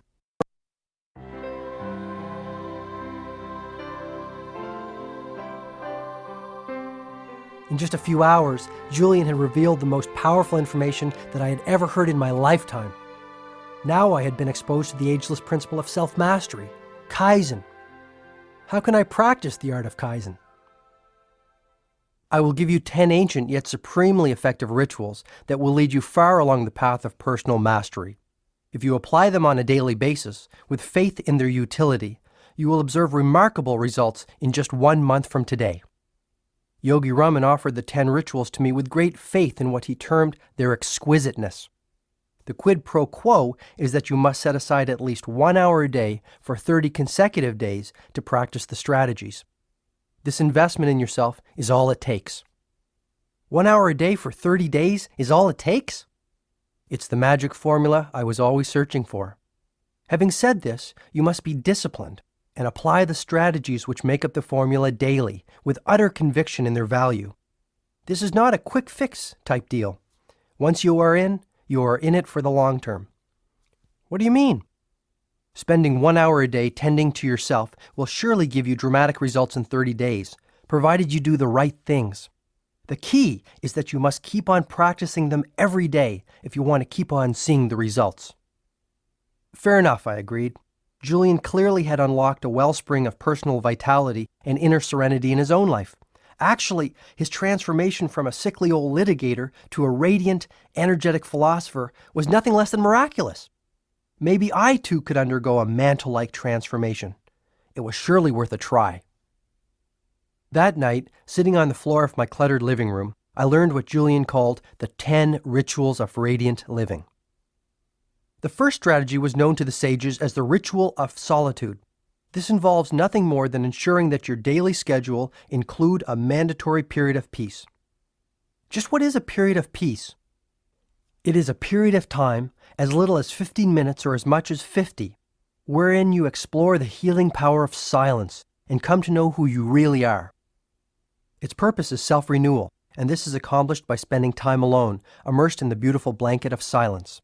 Solitude and quiet connect you to your creative source and release the limitless intelligence of the universe. You will even sleep better and enjoy a renewed feeling of balance in your day-to-day activities. Where should I go for this period of peace? Theoretically, you could do it anywhere, from your bedroom to your office. The key is to find a place of true quiet and beauty. How does beauty fit into the equation? Beautiful images soothe a ruffled soul, Julian observed with a deep sigh. A bouquet of roses, or a simple, solitary daffodil will have a highly salutary effect on your senses and relax you to no end. Ideally, you should savor such beauty in a space that will serve as a sanctuary of the self. What's that? Basically, it is a place that will become your secret forum for mental and spiritual expansion. This might be a spare room in your house or simply a peaceful corner of a small apartment. The point is to reserve a spot for your renewal activities, a place that sits there quietly, awaiting your arrival. I love the sound of that. I think having a silent place to go to when I come home from work would make a world of difference. That brings up another important point. The ritual of solitude works best when you practice it at the same time every day. By practicing it at the same time every day, a daily dose of silence will soon become a habit that you will never neglect. Anything else? Yes. If at all possible, commune with nature daily. A quick walk through the woods, or even a few minutes spent cultivating your tomato garden in the backyard, will reconnect you to the wellspring of calm that may now be dormant within you. Being with nature also allows you to tune into the infinite wisdom of your highest self. This self-knowledge will move you into the uncharted dimensions of your personal power. Never forget this, Julian advised, his voice rising with passion. Has this ritual worked well for you, Julian? Absolutely. Some days I spend hours in quiet contemplation. On other days, I spend only 10 minutes. The result is more or less the same: a deep sense of inner harmony and an abundance of physical energy. Which brings me to the second ritual. This is the ritual of physicality. Sounds interesting. What's it all about? The ritual of physicality is based on the principle that says, as you care for the body, so you care for the mind. As you train your body, so you train your mind. Take some time every single day to nourish the temple of your body through vigorous exercise. Get your blood circulating and your body moving. Did you know that there are 168 hours in a week? No, not really. It's true. At least 5 of those hours should be invested in some form of physical activity. The sages of Savannah practiced the ancient discipline of yoga to awaken their physical potential and live a strong, dynamic existence. It was an extraordinary sight to see these marvelous physical specimens who had managed to age-proof their lives standing on their heads in the center of their village.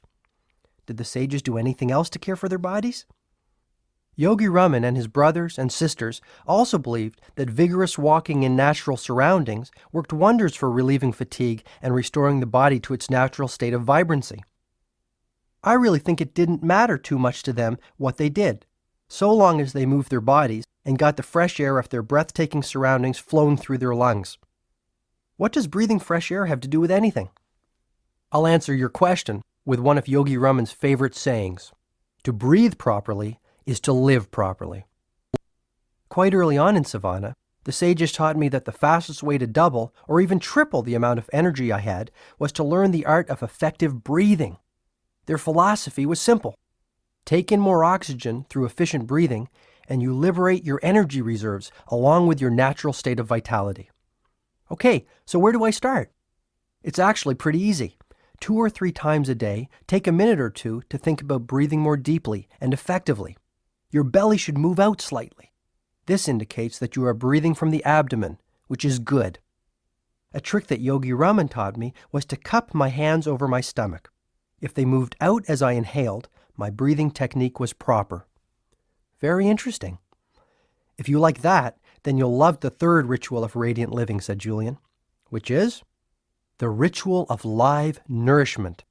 Yogi Raman put it this way: as you nourish your body, so you nourish your mind. I assume then that you changed your diet. Radically. Live foods are the answer. Live foods are those which are created through the natural interaction of the sun, air, soil, and water. What I'm talking about here is a vegetarian diet. Fill your plate with fresh vegetables, fruit, and grains, and you might just live forever. Is that possible? Most of the sages were well over 100, and they showed no signs of slowing down. But is this type of diet healthy? This is the diet that nature intended. It is alive, vital, and supremely healthy. The sages have lived by this diet for many thousands of years. If you like meat, you can certainly keep eating it. Just remember that you are ingesting dead food. If you can, cut back on the amount of red meat that you eat. It is really hard to digest, and since your digestive system is one of the body's most energy-consuming processes, valuable energy reserves are needlessly depleted by this foodstuff. Do you see what I'm getting at? Just compare how you feel after eating a steak with your energy levels after you've had a salad. If you don't want to become a strict vegetarian, at least start having a salad with every meal and fruit for dessert. Even this will make a huge difference in the quality of your physical life. Try it for about a month and judge the results for yourself. You will feel phenomenal. Okay, if it's good enough for the sages, it's good enough for me. I promise you I will give it a shot. If I have sold you on the ritual of live nourishment, I think you will love the fourth one. The student is still holding his empty cup. The fourth ritual is known as the ritual of abundant knowledge. It centers around the whole notion of lifelong learning and expanding your knowledge base for the good of yourself and all those around you. Read regularly. Reading for 30 minutes a day will do wonders for you, but I must caution you. Do not read just anything. Make it something that will improve both you and the quality of your life. What did the sages read? They spent many of their waking moments reading and rereading the ancient teachings of their ancestors. They devoured this philosophical literature. It was in Savannah that I really learned the power of the book and the principle that a book is the best friend of the wise. To truly get the best out of a great book, you must study it, not just read it. The sages would read many of the books of wisdom in their vast library 10 or 15 times. They treated great books as scriptures, holy documents of divine origin. Wow, is reading really that important? 30 minutes a day will make a delightful difference in your life because you will quickly start to see the vast reserves of knowledge available for your use. Read the right books. Learn how those who have preceded you have handled the challenges you are currently facing. What exactly are the right books? Any titles you could recommend to an eager young beaver? I said, flashing a broad grin. Sure. You will thrive on the biography of the great American Benjamin Franklin. I think you will also find much growth impetus from Mahatma Gandhi's autobiography entitled The Story of My Experiments with Truth. I also suggest that you read Siddhartha by Hermann Hesse, the highly practical philosophy of Marcus Aurelius, and some of the work of Seneca. You might even read Think and Grow Rich by Napoleon Hill. I read it last week and I thought it was very profound. Think and Grow Rich, I exclaimed. But I thought you left all that behind you. I'm really sick and tired of all the make money fast manuals that are being peddled out there by snake oil salesmen preying on the weak. Easy, big fella.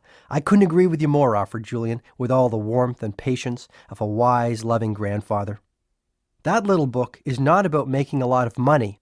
It's about making a lot of life. Think and Grow Rich is about abundance, including spiritual abundance, and how to attract all that is good into your life. You might do well to read it, but I will not press the point. Sorry, Julian. I guess my temper gets the better of me sometimes, I offered apologetically. One more thing I need to improve. I really am grateful for all that you are sharing with me. No problem. My point is simply read and keep reading. Do you want to know something else interesting? What? Books simply help you to see what is already within yourself. That's what enlightenment is all about. After all my journeying and exploring, I found that I have actually come full circle back to the point from which I started as a young boy. But now I know myself, and all that I am and can be. Okay, what's the fifth ritual of radiant living? It is the ritual of personal reflection. You see, we all have many sleeping talents inside of us. By taking the time to get to know them, we kindle them. However, silent contemplation will deliver even more than this. This practice will make you stronger, more at ease with yourself, and wiser. I'm still a little fuzzy on the concept, Julian. Every night, the sages would retire to the sanctuary of their huts covered by fragrant rose petals and sit in deep contemplation. Yogi Raman would actually take a written inventory of his day. What kinds of things would he write down, I asked. First, he would list all of his activities, from the personal care activities of his morning to his interactions with the other sages. Interestingly, he would also write down the thoughts he had run through his mind during that particular day. Isn't that hard to do? I can hardly remember what I thought 5 minutes ago, let alone 12 hours ago.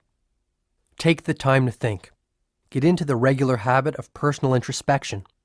Once Yogi Raman had listed all that he had done and all that he had thought in one column, he would then do an assessment in another column. As he was confronted by his activities and thoughts in the written form, he asked himself whether they were positive in nature. If they were, he resolved to continue giving his precious energy to them. And if they were negative, then he would come up with a clear course of action to get rid of them. I think an example might help me. Can it be personal? Julian asked. Sure, I'd love to know some of your innermost thoughts, I suggested. Actually, I was thinking about yours. We both started to giggle like a couple of kids in a schoolyard. Oh, all right. You always did get your own way. Okay, let's go through just a few of the things that you did today. Write them down on that piece of paper on the coffee table, Julian instructed. I started to realize that something important was about to happen. This was the first time in years that I had actually taken the time to do nothing but reflect on the things I was doing and the thoughts I was thinking. Where do I start? I asked.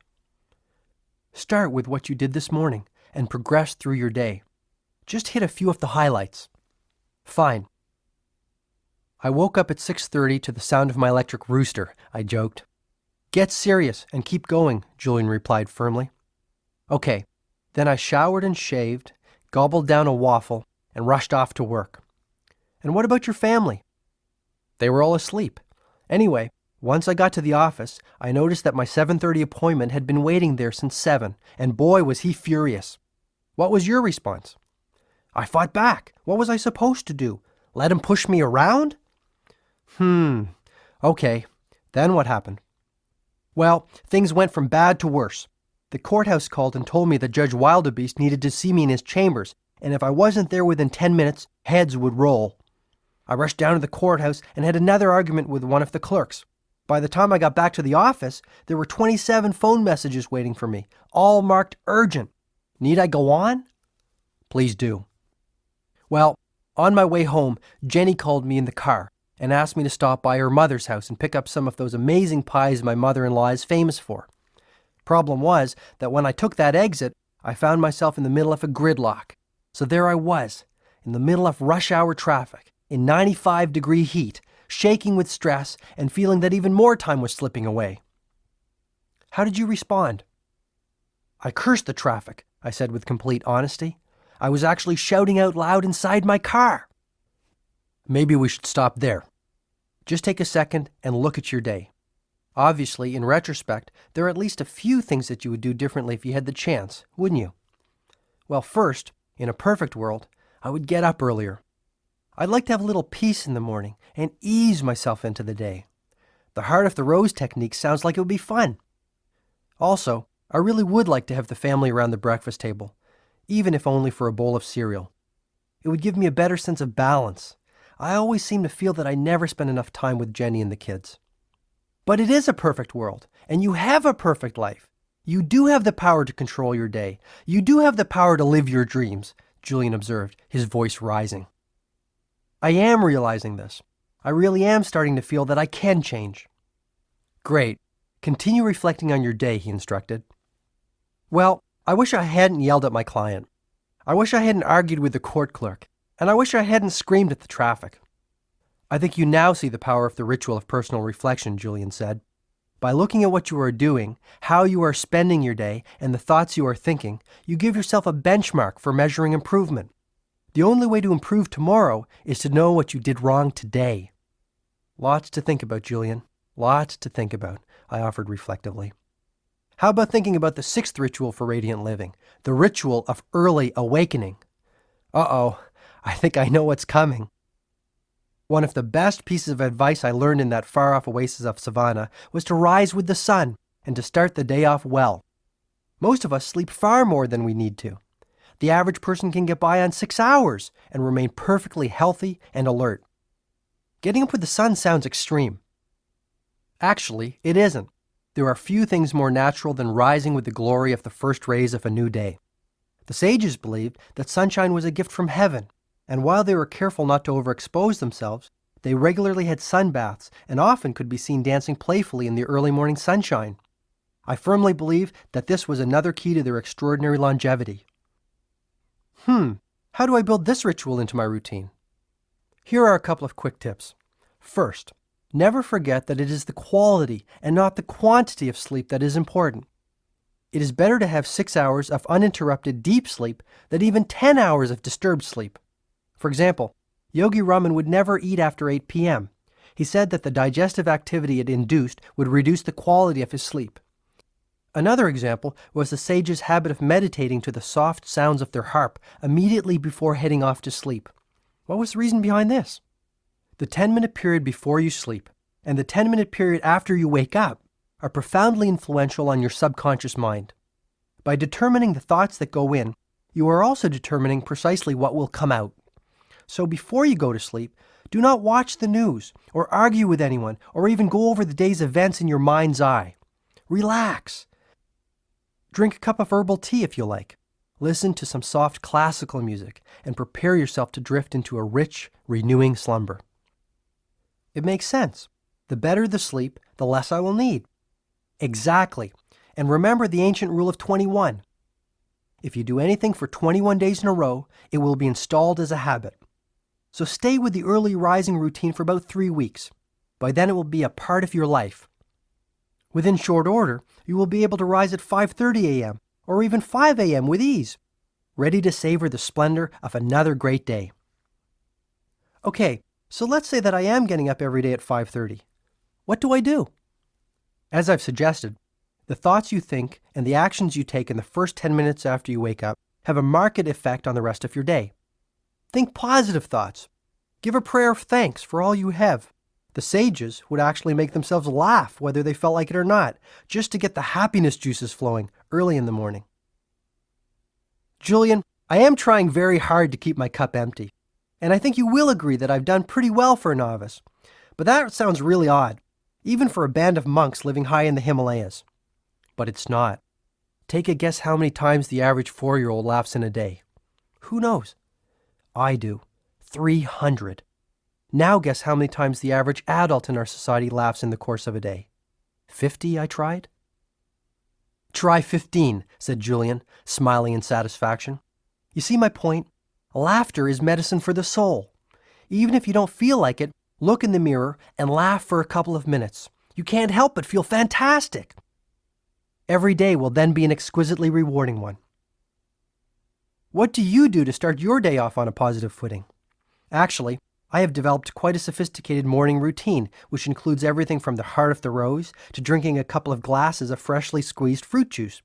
But there is one strategy in particular which I would like to share with you. Sounds important.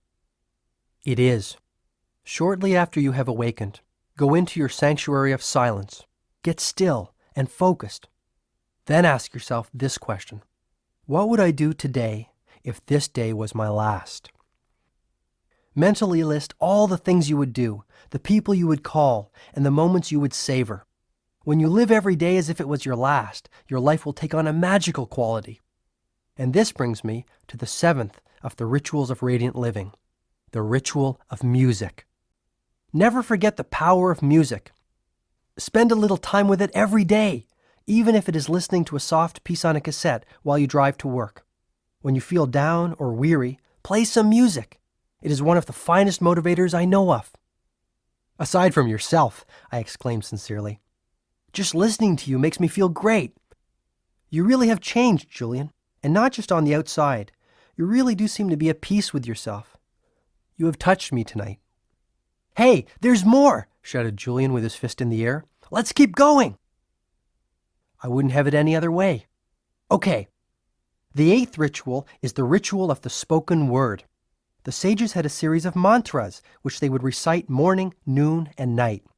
They told me that this practice was immensely effective in keeping them focused, strong, and happy." "What's a mantra?" I asked.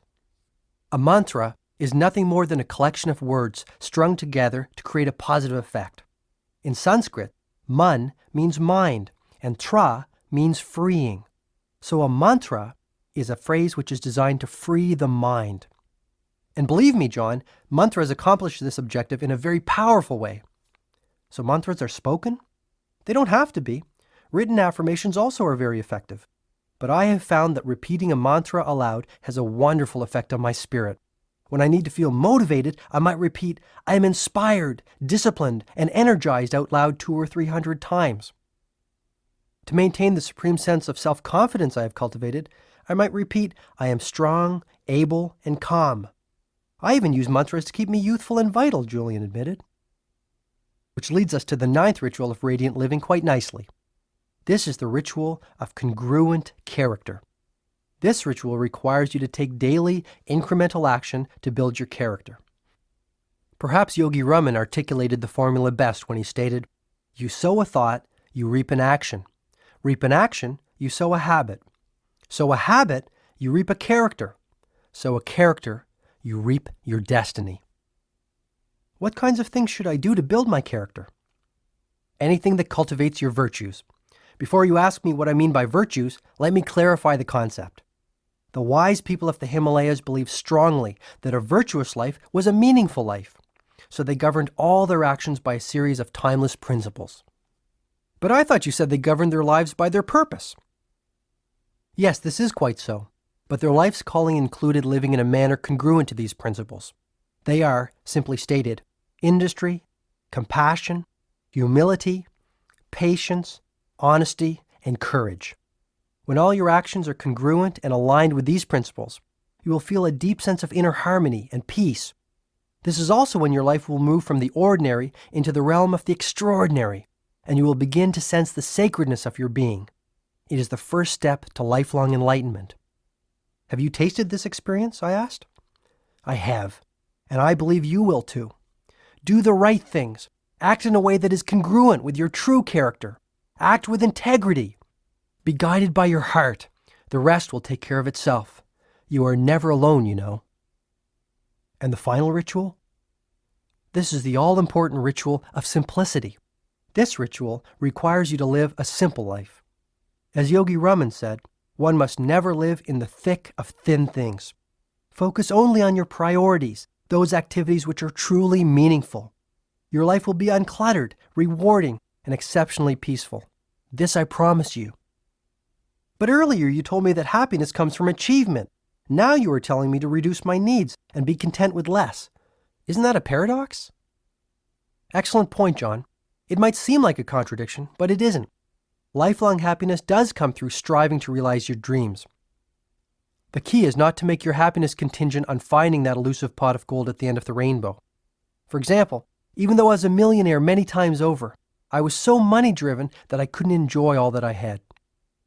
"You know, there came a time when all I could eat was bread and water," Julian said, growing very quiet and pensive. "Are you serious? I always thought that you ate at the best restaurants with all those celebrity friends of yours." "That was in the early days. Not many people know about this, but the burden of my out-of-control lifestyle gave me a bleeding ulcer." Julian caught himself. "But I'm not one to live in the past. It was another one of life's great lessons. To transcend pain, I had to first experience it. I wouldn't be where I am today without it," he said stoically. "Any ideas on what I should do to bring the ritual of simplicity into my life?" I asked. "There are so many things you can do. Stop picking up the phone every time it rings. Stop wasting time reading junk mail. Stop eating out 3 times a week. Give up your golf club membership and spend more time with your kids. Spend a day a week without your watch. Watch the sun rise every few days. Sell your cellular phone. and dump your pager. Need I continue? Julian asked rhetorically. I get the point. But sell the cell phone? I asked anxiously, feeling as a baby might at the doctor's suggestion that his umbilical cord should be cut. Like I've said, my duty is to share the wisdom I've learned through my journey with you. You need not apply every strategy to make your life work. Try the techniques and use those that feel right to you. After Julian had explained the 10 rituals for radiant living, he paused. I know that you want me to keep on going, so I will. Perhaps this is a good time to get a little deeper. What I have taught you up to now has been immensely practical, but you must know something of the underlying spiritual current which flows through the principles I have outlined. Okay, let's hear the spiritual stuff, I said energetically, unaware that it was nearly 2:30 in the morning. Within you lies the sun, the moon, the sky, and all the wonders of this universe. The intelligence that created these wonders is the same force that created you. All things around you come from the same source. We are all one. I'm not sure I follow you. Every being on this earth, every object on this earth has a soul. All souls flow into one. This is the soul of the universe. You see, John, when you nourish your own mind and your own spirit, you are really feeding the soul of the universe. When you improve yourself, you are improving the lives of all those around you. And when you have the courage to advance confidently in the direction of your dreams, you begin to draw upon the power of the universe. Julian, I know you mean well, but what happens if I fail? Failure is not having the courage to try, nothing more and nothing less. The only thing standing between most people and their dreams is the fear of failure. Yet failure is essential to success in any endeavor. Never fear failure. Failure is your friend. The power of discipline. Julian continued to use Yogi Raman's mystical fable as the cornerstone for the wisdom he was sharing with me. You will recall that our friend the sumo wrestler was stark naked. Except for the pink wire cable covering his private parts, I interjected gamely. Right, applauded Julian. The pink wire cable will serve to remind you of the power of self-control and discipline in building a richer, happier, and more enlightened life. My teachers in Savannah taught me that the virtue of discipline was like a wire cable. Have you ever really taken the time to study a wire cable, John? It hasn't been high on my priority list, I confessed with a quick grin. Well, have a look at one sometime. You will see that it consists of many thin, tiny wires placed one on top of the other. Alone, each one is flimsy and weak, but together their sum is much greater than their constituent parts, and the cable becomes tougher than iron. Self-control and willpower are similar to this. To build a will of iron, it is essential to take small, tiny acts in tribute to the virtue of personal discipline. Routinely performed, the little acts pile one on top of another to eventually produce an abundance of inner strength. Self-discipline will provide you with the mental reserves required to persevere when life throws you one of its little curves. I must also alert you to the fact that the lack of willpower is a mental disease, Julian added surprisingly. Willpower allows you to do what you said you would do when you said you would do it. It is willpower that offers you the inner power to keep your commitments to others, and perhaps even more importantly, to yourself. Is it really that important? Most certainly, my friend. It is the essential virtue of every person who has created a life rich with passion, possibility, and peace. Julian then reached into his robe and pulled out a shiny silver locket, the kind you might see in a museum exhibit on ancient Egypt. You shouldn't have, I joked. The sages of Savannah gave this gift to me on my last evening with them. It was a joyous, loving celebration between members of a family who had lived life to the fullest. It was one of the greatest and one of the saddest nights of my life. I left part of myself high in the Himalayas that evening, Julian said, his voice growing soft. What are the words engraved on the locket? Here, I'll read them to you. Never forget them, John. They have really helped me when times got tough. Through the steel of discipline, you will forge a character rich with courage and peace. Through the virtue of will, you are destined to rise to life's highest ideal and live within a heavenly mansion filled with all that is good, joyful, and vital. Without them, you are lost, like a mariner without a compass, one who eventually sinks with his ship. Julian added, building self-control and discipline into your life will also bring you a tremendous sense of freedom. This alone will change things. Julian then noted the many practical benefits that the cultivation of discipline would bring. Believe it or not, developing the power of your will can erase the worry habit, keep you healthy, and give you far more energy than you have ever had. You see, John, self-control is really nothing more than mind control. Will is the king of mental powers. When you master your mind, you master your life. Mental mastery starts with being able to control every thought that you think. When you have developed the ability to discard all weak thoughts and focus only on those that are positive and good actions will follow. Soon you will start attracting all that is positive and good into your life. Here's an example. Let's say one of your personal development goals is to get up every morning at 6 a.m. and go for a run. Let's pretend it is now the middle of winter and your alarm wakes you from a deep, restful sleep. Your first impulse is to hit the snooze button and return to your slumber. Perhaps you will live up to your exercise resolution tomorrow. This pattern continues for a few days until you decide that you are too old to change your ways and the physical fitness goal was too unrealistic. You know me too well, I offered sincerely. Now let's consider an alternative scenario. It is still the dead of winter. The alarm goes off and you start to think of staying in bed. But instead of being a slave to your habits, you challenge them with more powerful thoughts. You start to picture in your mind's eye how you will look, feel, and act when you are in peak physical shape. You focus on all that you can accomplish with the increased energy a regular exercise program will bring. No more nights spent in front of the television because you are too tired to do anything else after your long day in court. Your days are filled with vitality, enthusiasm, and meaning. But say I do this, and I still feel like going back to sleep rather than going running. If you continue to wage war against the weaker thoughts that might have silently crept into the palace of your mind over the years, eventually they will see that they are unwanted and leave like visitors who know that they are not welcome. You mean to tell me that thoughts are physical things? Yes, and they are fully in your control. It is just as easy to think positive thoughts as it is to think negative ones. So if I want to have the inner strength to get up earlier, eat less, read more, worry less, be more patient, or be more loving, all I have to do is exert my will to cleanse my thoughts? When you control your thoughts, you control your mind. When you control your mind, you control your life.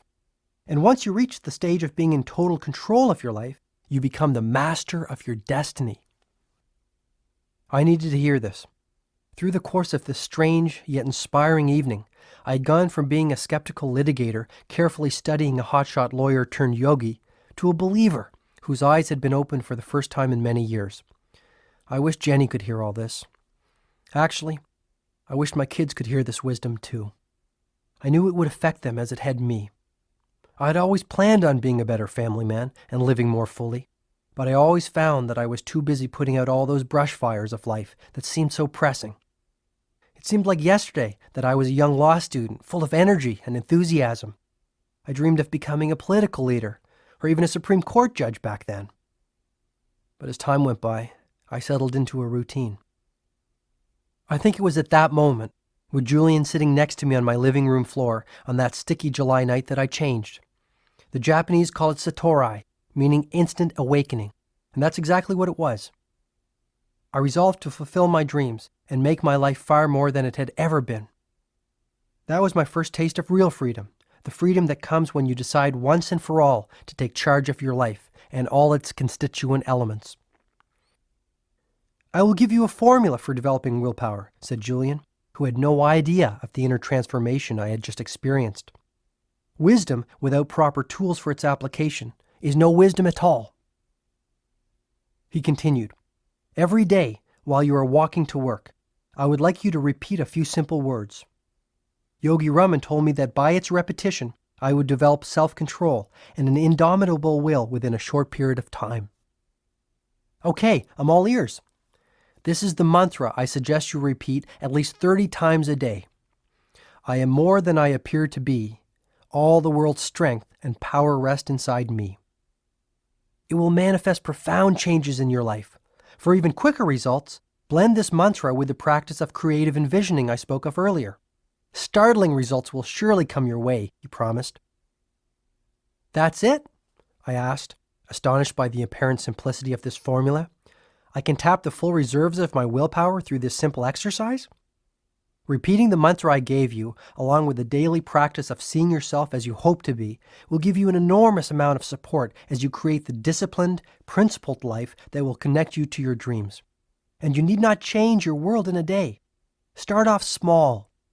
Even training yourself to get up an hour earlier and sticking to this wonderful habit will boost your self-confidence, inspiring you to reach higher heights. The trick is to keep setting the mark higher and raising your standards continuously. This will release that magical quality of momentum that will motivate you to keep exploring your infinite potential. Momentum is also the secret ingredient to building self-discipline.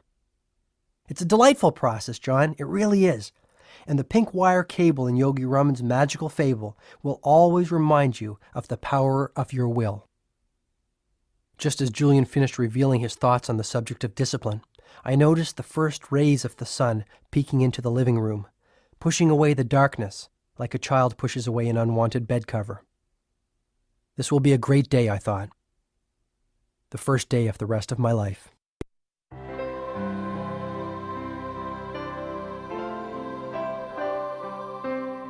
Your most precious commodity.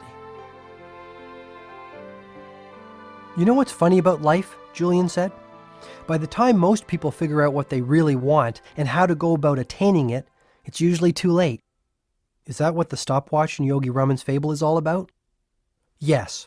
The naked, 9-foot-tall, 900-pound sumo wrestler with the pink wire cable covering his private parts slips on a shiny gold stopwatch that someone has left in the beautiful garden, Julian reminded me. And exactly what does the shiny gold stopwatch represent? It is a symbol of our most precious commodity, time. What about positive thinking and goal setting and self-mastery? They all mean nothing without time. About 6 months after I made Savannah my temporary home, one of the sages came to my hut while I was studying. Her name was Divya. She was a stunningly beautiful woman with jet black hair that fell below her waist, and in a very gentle and sweet voice, she informed me that she was the youngest of all of the sages. She also said that she had come to me on the instructions of Yogi Raman. As the youngest of our community, I have been asked to bring you a gift. It is from all of us, and we offer it as a token of our respect for you, one who has traveled so far to learn our ways. What was the gift? I asked impatiently. It was a miniature hourglass, which had been made from blown glass and a small piece of sandalwood. Seeing my expression, Divya quickly told me that each of the sages had received one of these instruments as children. Though we have no possessions and live pure, simple lives, we respect time and note its passing. These little hourglasses serve as daily reminders of our mortality and the importance of living full, productive days while advancing our purposes. These monks kept time? Each and every one of them understood the importance of time. They each had developed what I call a time consciousness. Time is the greatest leveler. Whether we are privileged or disadvantaged, whether we live in Texas or Tokyo, we all have been allotted days with only 24 hours. Once I heard my father say it was the busiest people who have time to spare. What do you make of that? Busy, productive people are highly efficient with their time. They must be in order to survive. Being an excellent time manager doesn't mean that you must become a workaholic. On the contrary, time mastery allows you more time to do the things that are truly meaningful to you. Time mastery leads to life mastery. Guard your time well. Remember, it's a non-renewable resource. Let me give you an example, Julian offered. Let's say it's Monday morning, and your schedule is overflowing with appointments and meetings. Let's say you took 15 minutes the night before to plan your day. Or to be even more effective, let's say you took 1 hour on your quiet Sunday morning to organize your entire week. In your daily planner, you wrote out when you would meet your clients, when you would do legal research, and when you would return phone calls. Most importantly, your personal, social, and spiritual development goals for the week also went into your agenda book. By anchoring all the most vital aspects of your life into your daily schedule, you ensure that your week and your life retain a sense of meaning and peace. Surely you're not suggesting that I take a break in the middle of my busy workday to walk in the park or meditate. All I'm saying is plan your week and manage your time creatively. Have the discipline to focus your time around your priorities. The most meaningful things in your life should never be sacrificed to those that are the least meaningful. I agree, Julian, but I really don't have the time to take breaks in the middle of my day. As it is, I work most evenings. As I said this, I felt my stomach tingling at the mere thought of the mountain of work I was facing. One of the great rules I learned from that wise old sage is that 80% of the results you achieve in your life come from only 20% of the activities that occupy your time. Yogi Raman called it the ancient rule of 20. I'm not sure I follow you. Okay, let's go back to your busy Monday. From morning until night, you might spend your time doing everything from drafting legal pleadings to reading your youngest child a bedtime story or playing chess with your wife. Agreed? Agreed. But out of all of the hundreds of activities you give your time to, only 20% will yield real, lasting results. Only 20% of what you do will have an influence on the quality of your life. These are your high-impact activities. For example, 10 years from now, do you really think that all the time you spend gossiping at the water cooler or watching television will count for anything? No, not really. Right, so I'm sure you will also agree there are a number of activities that will count for everything. You mean like time spent improving my legal knowledge, time spent enriching my relationships with my clients, and time invested in becoming a more efficient lawyer? Yes, and time spent nourishing your relationship with Jenny and the kids, time spent connecting with nature and showing gratitude for all you are so fortunate to have, time spent renewing your mind, your body, and your spirit. Direct all of your time to those activities that count. Enlightened people are priority-driven. This is the secret of time mastery. Wow, Yogi Raman taught you all that? I have become a student of life, John. Yogi Raman certainly was a wonderful and inspiring teacher, and I will never forget him for that. But all of the lessons I have learned from my varied experiences have now come together like pieces of a big jigsaw puzzle to show me the way to a better life. I had been to many seminars in time management as a lawyer, yet I had never heard the philosophy of time mastery that Julian was now sharing with me. Time management was not just something to focus on at the office and discard at closing time. It was a holistic system that could make all areas of my life more balanced and fulfilling. I would not only be far more productive, I would be far happier. That brings me to another point. Don't let others steal your time. Learn to say no.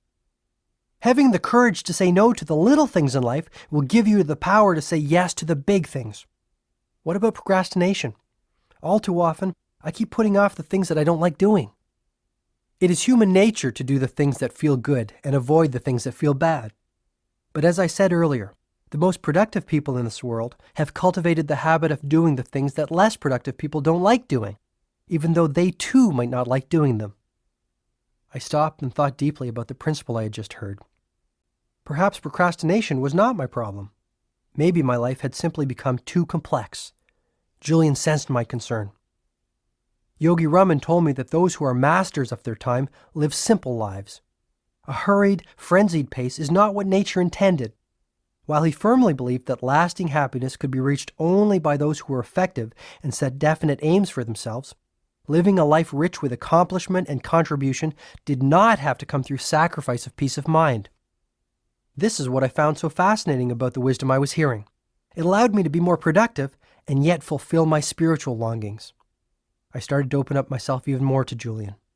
You have always been honest and forthright with me, so I will be the same with you. I don't want to give up my practice and my house and my car to be happier and more satisfied. I like my toys and the material things I have earned. They are my rewards for all the hours I have worked over the years. But I feel empty. I really do. There is so much I could do with my life. You know, I'm almost 40 and I have never been to the Grand Canyon or the Eiffel Tower. I can't even remember the last time I took a long, quiet walk by myself after a snowfall, just to hear the sounds and to enjoy the sensations. Then simplify your life, Julian suggested sympathetically. Apply the ancient ritual of simplicity to every aspect of your world. Too many people are dreaming of some magical rose garden on the horizon rather than enjoying the one growing in their backyards. What a tragedy. Any suggestions? That I will leave to your own imagination.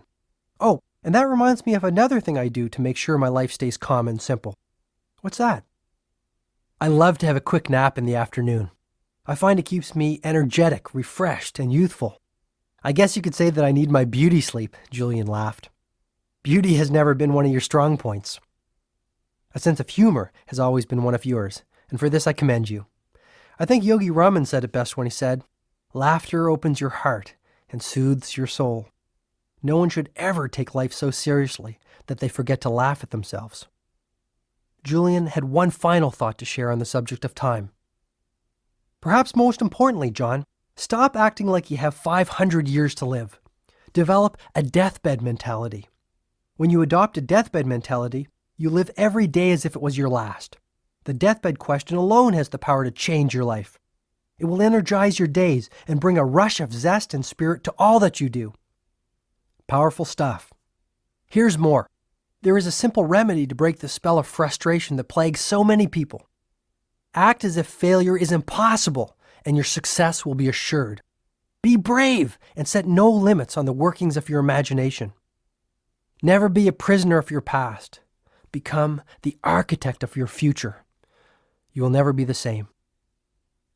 As the city started to awaken and the morning grew into full bloom, my ageless friend started to show the first signs of weariness after a night spent sharing his wisdom with an eager student.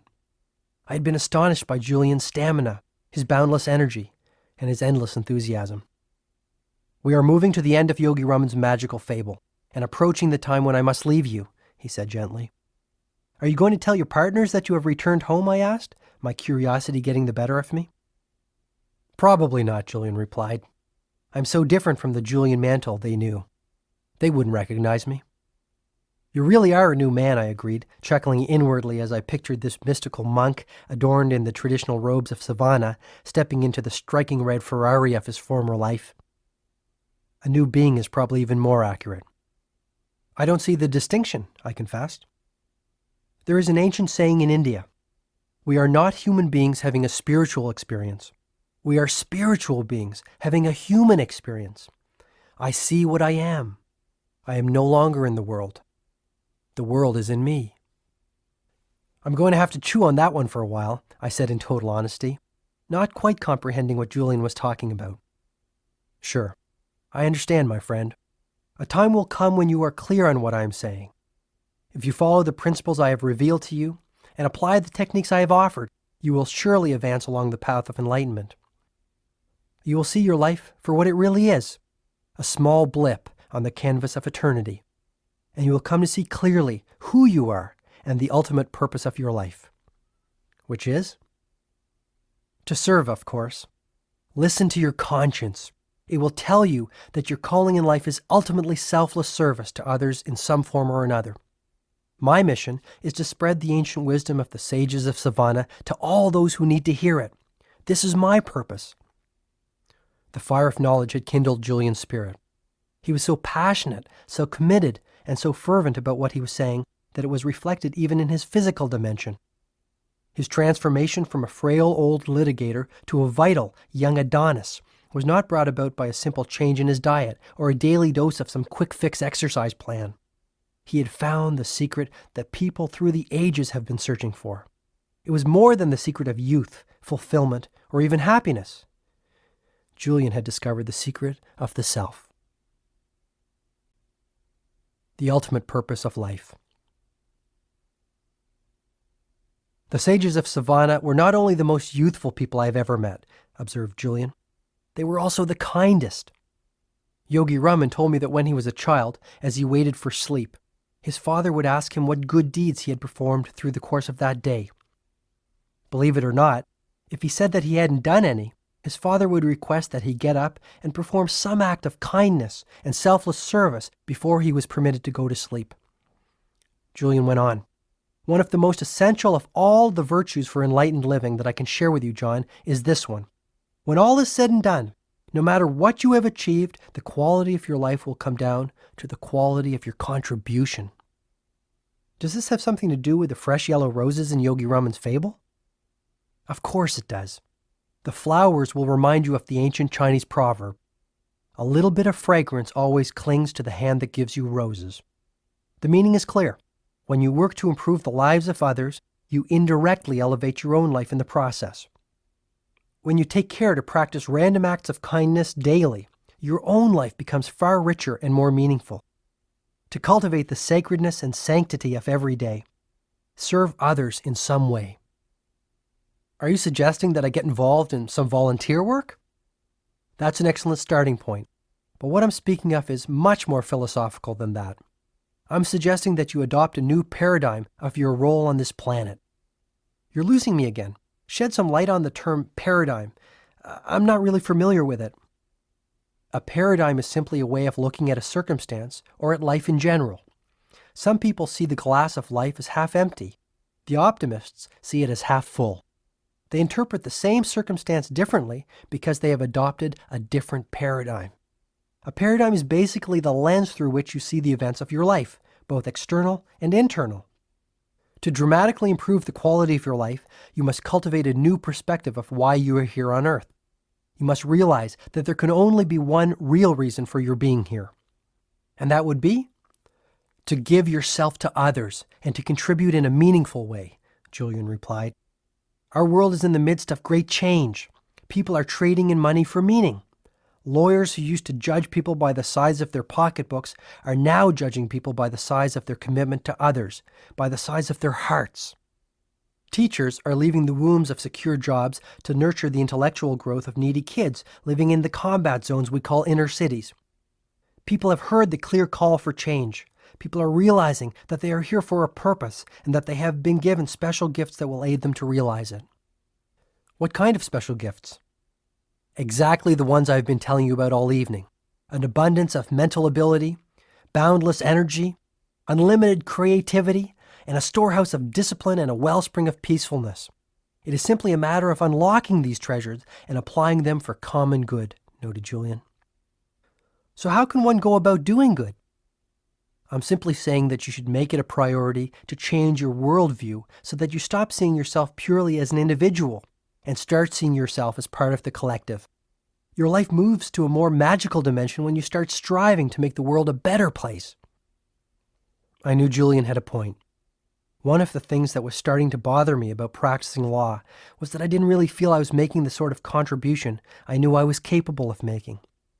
I realized that I had ensconced myself in a middle-class cocoon, one that sheltered me from society at large and one I had grown accustomed to. Compassion and daily acts of kindness will make life far richer, Julian said. Take the time to meditate every morning on the good you will do for others during your day. The sincere words of praise to those who least expect it, the gestures of warmth offered to friends in need, the small tokens of affection to members of your family, all add up to a much more wonderful way to live. And speaking of friendships, make sure you keep them in constant repair.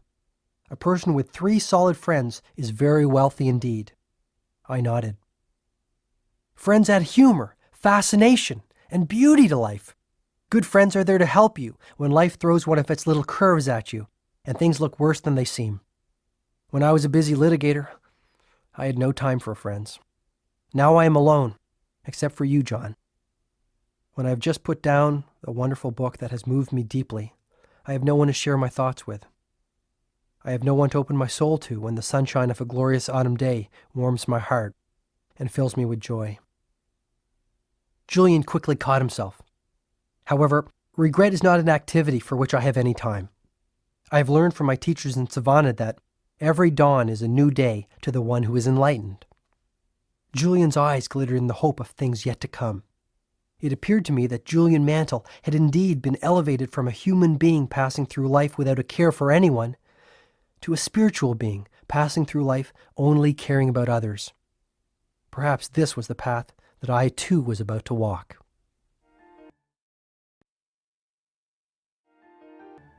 The timeless secret of lifelong happiness. It had been over 12 hours since Julian had arrived at my house. Those 12 hours were, without a doubt, the most important of my life. All at once, I was feeling exhilarated, motivated, and yes, even liberated. I realized that I had not even begun to explore the reaches of my human potential. Julian's wisdom allowed me the opportunity to come to grips with the wounds that were keeping me from living with the laughter, energy, and fulfillment I knew that I deserved. I felt moved. I'll have to leave soon. You have commitments which are pressing on your time, and I have my own work to tend to, Julian said apologetically. My work can wait. Unfortunately, mine can't, he said with a quick smile. But before I leave, I must reveal the final element of Yogi Raman's magical fable. You will recall that the sumo wrestler fell to the ground. After what seemed like an eternity, he finally regained consciousness when the marvelous fragrance of the yellow roses reached his nose. He then jumped to his feet in delight and was astonished to see a long, winding path studded with millions of tiny diamonds. Of course, our friend the sumo wrestler took the path, and in doing so, lived happily ever after. Seems plausible, I chuckled. Yogi Raman's story has a purpose, and the principles it symbolizes are not only powerful, they are highly practical. True, I agreed without reservation. The path of diamonds, then, will serve to remind you of the final virtue of enlightened living. By carrying this principle with you through your daily work, you will enrich your life. You will begin to see the exquisite wonders in the simplest of things and live with the ecstasy you deserve. And by carrying out your promise to me and sharing it with others, you will also allow them to transform their world from the ordinary into the extraordinary. Will this take me a while to learn? The principle itself is strikingly straightforward to grasp, but learning how to apply it effectively in all your waking moments will take a couple of weeks of steady practice. Okay, I'm dying to hear it. Funny you should say that, because the seventh and final virtue is all about living. The sages of Savannah believed that a truly joyful and rewarding life comes only through a process they called living in the now. The most important moment is now. Learn to live in it and savor it fully. I understand exactly what you're saying, Julian. My mind is always flooded by a million little thoughts pulling me in a million different directions. It's really frustrating. Why? It tires me out. I guess I just don't have peace of mind. Yet I have experienced times when my mind is fully occupied on only what was in front of me. Often, this happened when I was under the gun to crank out a legal brief, and I didn't have time to think about anything other than the task at hand. I've also felt this kind of total focus when I was playing soccer with the boys, and I really wanted to win. Hours seemed to pass by in minutes, and I felt centered.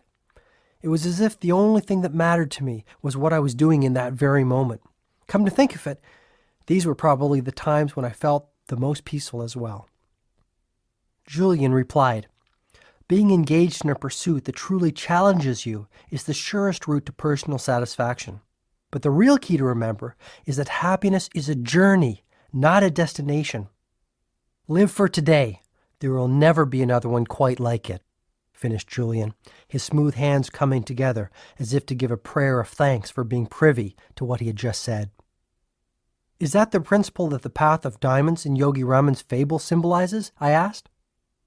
You can have the life you deserve the very moment you start to understand that the path you are currently walking on is one rich with diamonds and other priceless treasures. Enjoy the beauty and the sacredness of all that is around you. You owe it to yourself. Does that mean that I should stop setting big goals for my future and concentrate on the present? No, replied Julian firmly. Goals and dreams for the future are essential elements in every truly successful life. My point is simply this. Never put off happiness for the sake of achievement. Today is the day to seize the moment and live a life that soars. Today is the day to live from your imagination and harvest your dreams. And please never, ever forget the gift of family. I'm not sure I know exactly what you mean, Julian. Live your children's childhood, came the simple reply. Huh? I muttered, perplexed at the apparent paradox. Few things are as meaningful as being a part of your children's childhood. What is the point of climbing the steps of success if you have missed the first steps of your own kids? What is the use of being known across the country as a red-hot trial lawyer if your kids don't even know their father, Julian offered, his voice now quivering with emotion. I know where if I speak. This last comment floored me. What could this former millionaire playboy know about being a father? I do know something of the blessings we call children, he said softly. But I always thought you were the city's most eligible bachelor before you threw in the towel and gave up your practice. Before I was caught up in the illusion of that fast and furious lifestyle, you know that I was married. Yes. He then paused, as a child might before telling his best friend a closely guarded secret. What you do not know is that I also had a little daughter. She was the sweetest, most delicate creature I have ever seen in my life. People told me I had a brilliant future, a stunningly beautiful wife, and a wonderful daughter. Yet when life seemed to be perfect, it was all taken from me in an instant. For the first time since his return, Julian's eternally joyful face was enveloped in sadness. A single tear began to slide down one of his bronzed cheeks and dripped onto the velvety fabric of his ruby-red robe. You don't have to continue, Julian, I offered sympathetically, placing an arm around his shoulder to comfort him. The drunk driver who killed my daughter didn't take away only one precious life on that sun-soaked October afternoon. He took two. After my daughter's passing, my life unraveled. I started spending every waking moment at the office, foolishly hoping that my legal career might be the salve for the pain of a broken heart. My wife, who had been my constant companion since law school, left me, citing my obsession with work. My health deteriorated, and I spiraled into the infamous life that I was engaged in when we first met. Sure, I had everything money could possibly buy, but I sold my soul for it. I really did, Julian noted emotionally, his voice still choked up. So when you say, live your children's childhood, you are basically telling me to take the time to watch them grow and flourish? That's it, isn't it? Even today, 27 years after she left us, while we were driving her to her best friend's birthday party, I would give anything just to hear my daughter giggle again, or to play hide and seek like we used to in our back garden. I would love to hold her in my arms and softly caress her golden hair. She took a piece of my heart with her when she left. And though my life has been inspired by new meaning since I found the way to enlightenment and self-leadership in Savannah, a day doesn't pass without me seeing the rosy face of my sweet little girl in the silent theater of my mind. You have such great kids, John. The best gift you could ever give your children is your love. Get to know them again. Pretty soon they will be off, building lives and families of their own. Then it'll be too late.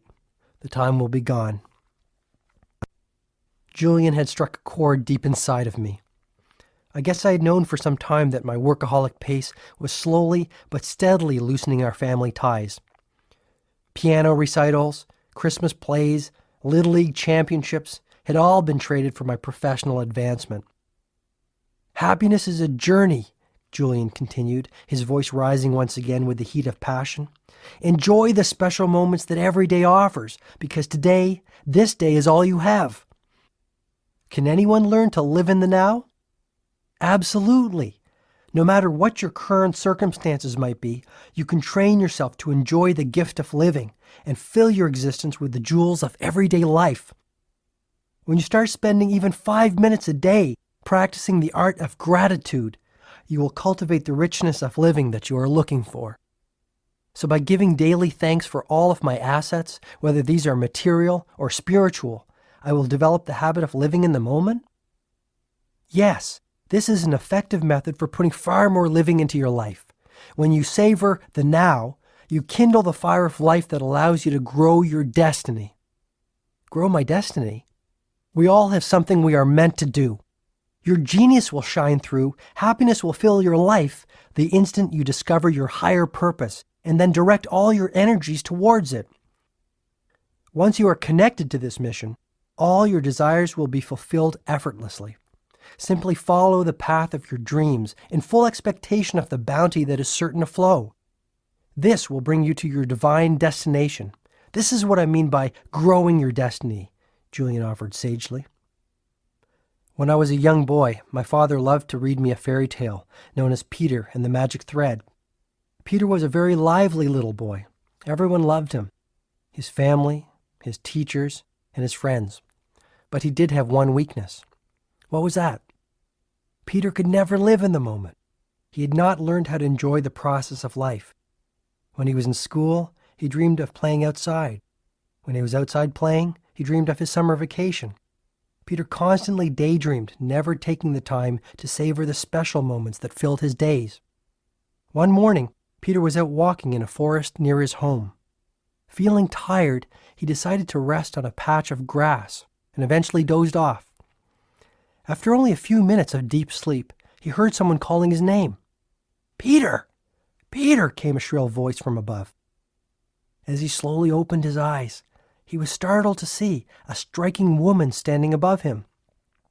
She must have been well over 100 years old, and her snow-white hair dangled well below her shoulders like a matted blanket of wool.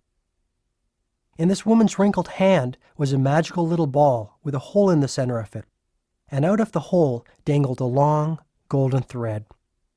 "Peter," she said, "this is the thread of your life. If you pull the thread just a little bit, an hour will pass in seconds. If you pull a little harder, whole days will pass in minutes. And if you pull with all your might, months, even years, will pass by in days." Peter grew very excited at this discovery. "I'd like to have it if I may," he asked. The elderly woman quickly reached down and gave the ball with the magic thread to the young boy. The next day, Peter was sitting in the classroom feeling restless and bored. Suddenly, he remembered his new toy. As he pulled a little bit of the golden thread, he quickly found himself at home, playing in his garden. Realizing the power of the magic thread, Peter soon grew tired of being a schoolboy and longed to be a teenager with all the excitement that this phase of life would bring. So again, he pulled out the ball and pulled hard on the golden thread. Suddenly, he was a teenager with a very pretty young girlfriend named Elise. But Peter still wasn't content. He had never learned to enjoy the moment and to explore the simple wonders of every stage of his life. Instead, he dreamed of being an adult. So again, he pulled on the thread, and many years whizzed by in an instant.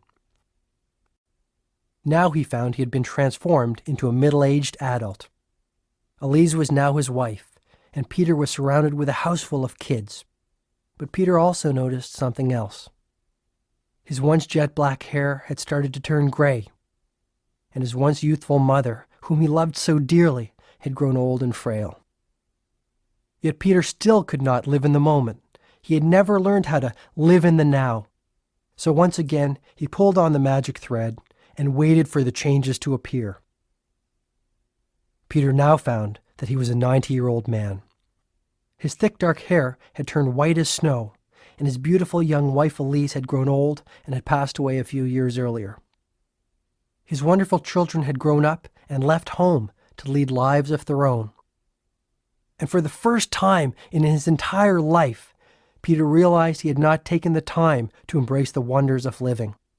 He had never gone fishing with his kids or taken a moonlight stroll with Elise. He had never planted a garden or read those wonderful books his mother had loved to read. Instead, he had hurried through life, never resting to see all the good that was along the way. Peter became very sad at this discovery. He decided to go out to the forest where he used to love to walk as a young boy, to clear his head and warm his spirit. As he entered the forest, he noticed that the little saplings of his childhood had grown into mighty oaks. The forest itself had matured into a paradise of nature. He lay down on a small patch of grass and fell into a deep slumber. After only a minute, he heard someone calling out to him. "Peter! Peter!" cried the voice. He looked up in astonishment to see that it was none other than the old woman who had given him the ball with the magic golden thread many years earlier. "Have you enjoyed my special gift?" she asked. Peter was direct in his reply. "At first it was fun, but now I hate it. My whole life has passed before my eyes without giving me the chance to enjoy it. Sure, there would have been sad times as well as great times, but I haven't had the chance to experience either. I feel empty inside. I have missed the gift of living." "You are very ungrateful," said the old woman. "Still, I will give you one last wish." Peter thought for an instant and then answered hastily, "I'd like to go back to being a schoolboy." and live my life over again." He then returned to his deep sleep. Again he heard someone calling his name and opened his eyes. Who could it be this time, he wondered. When he opened his eyes, he was absolutely delighted to see his mother standing over his bedside.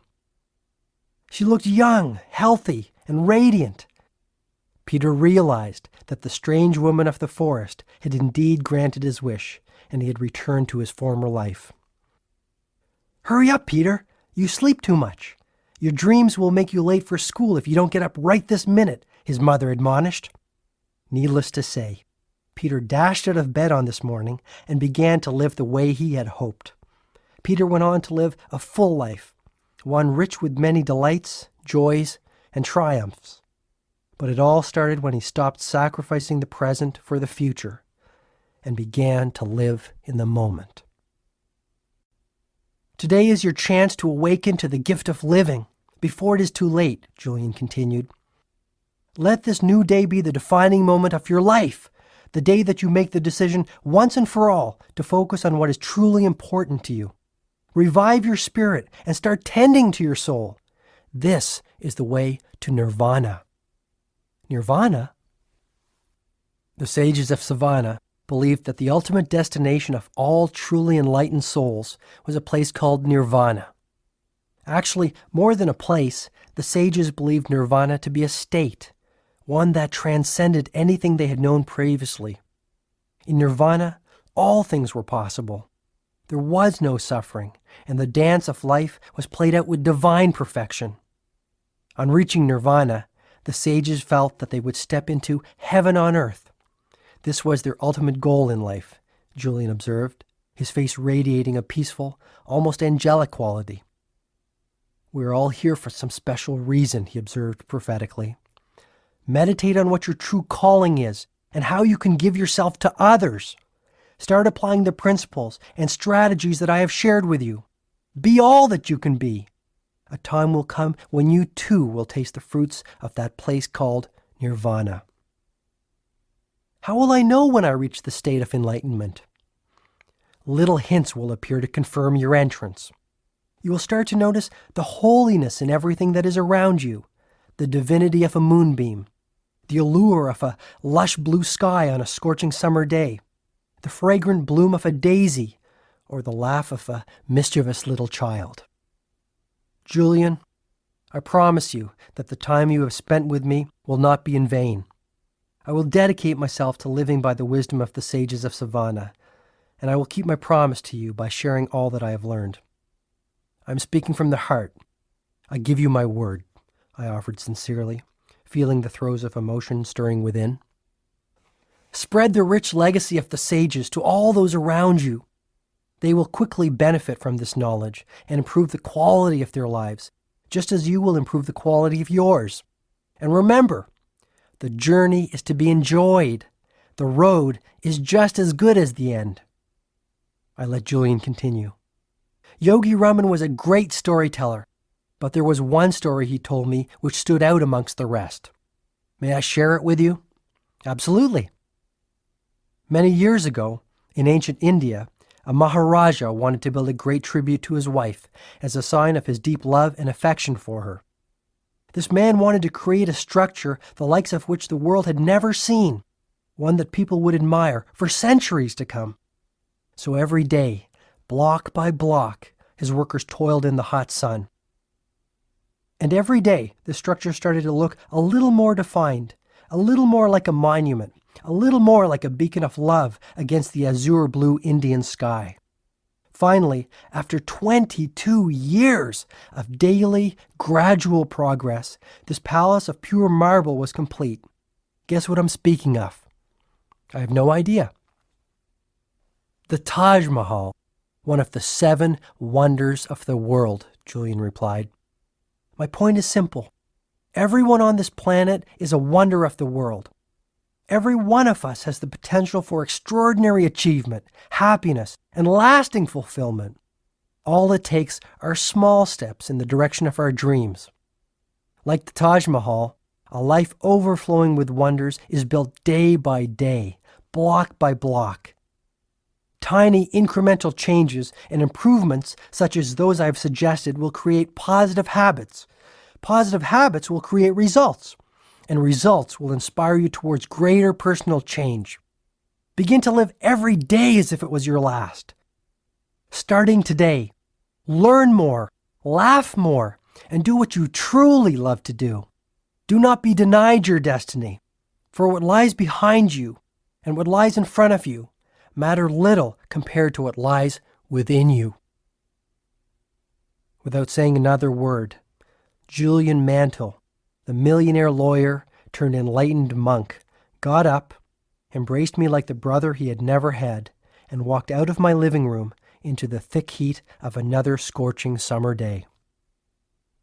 As I sat alone and collected my thoughts, I noticed that the only evidence I could find of this sage messenger's extraordinary visit sat silently on the coffee table in front of me. It was his empty cup.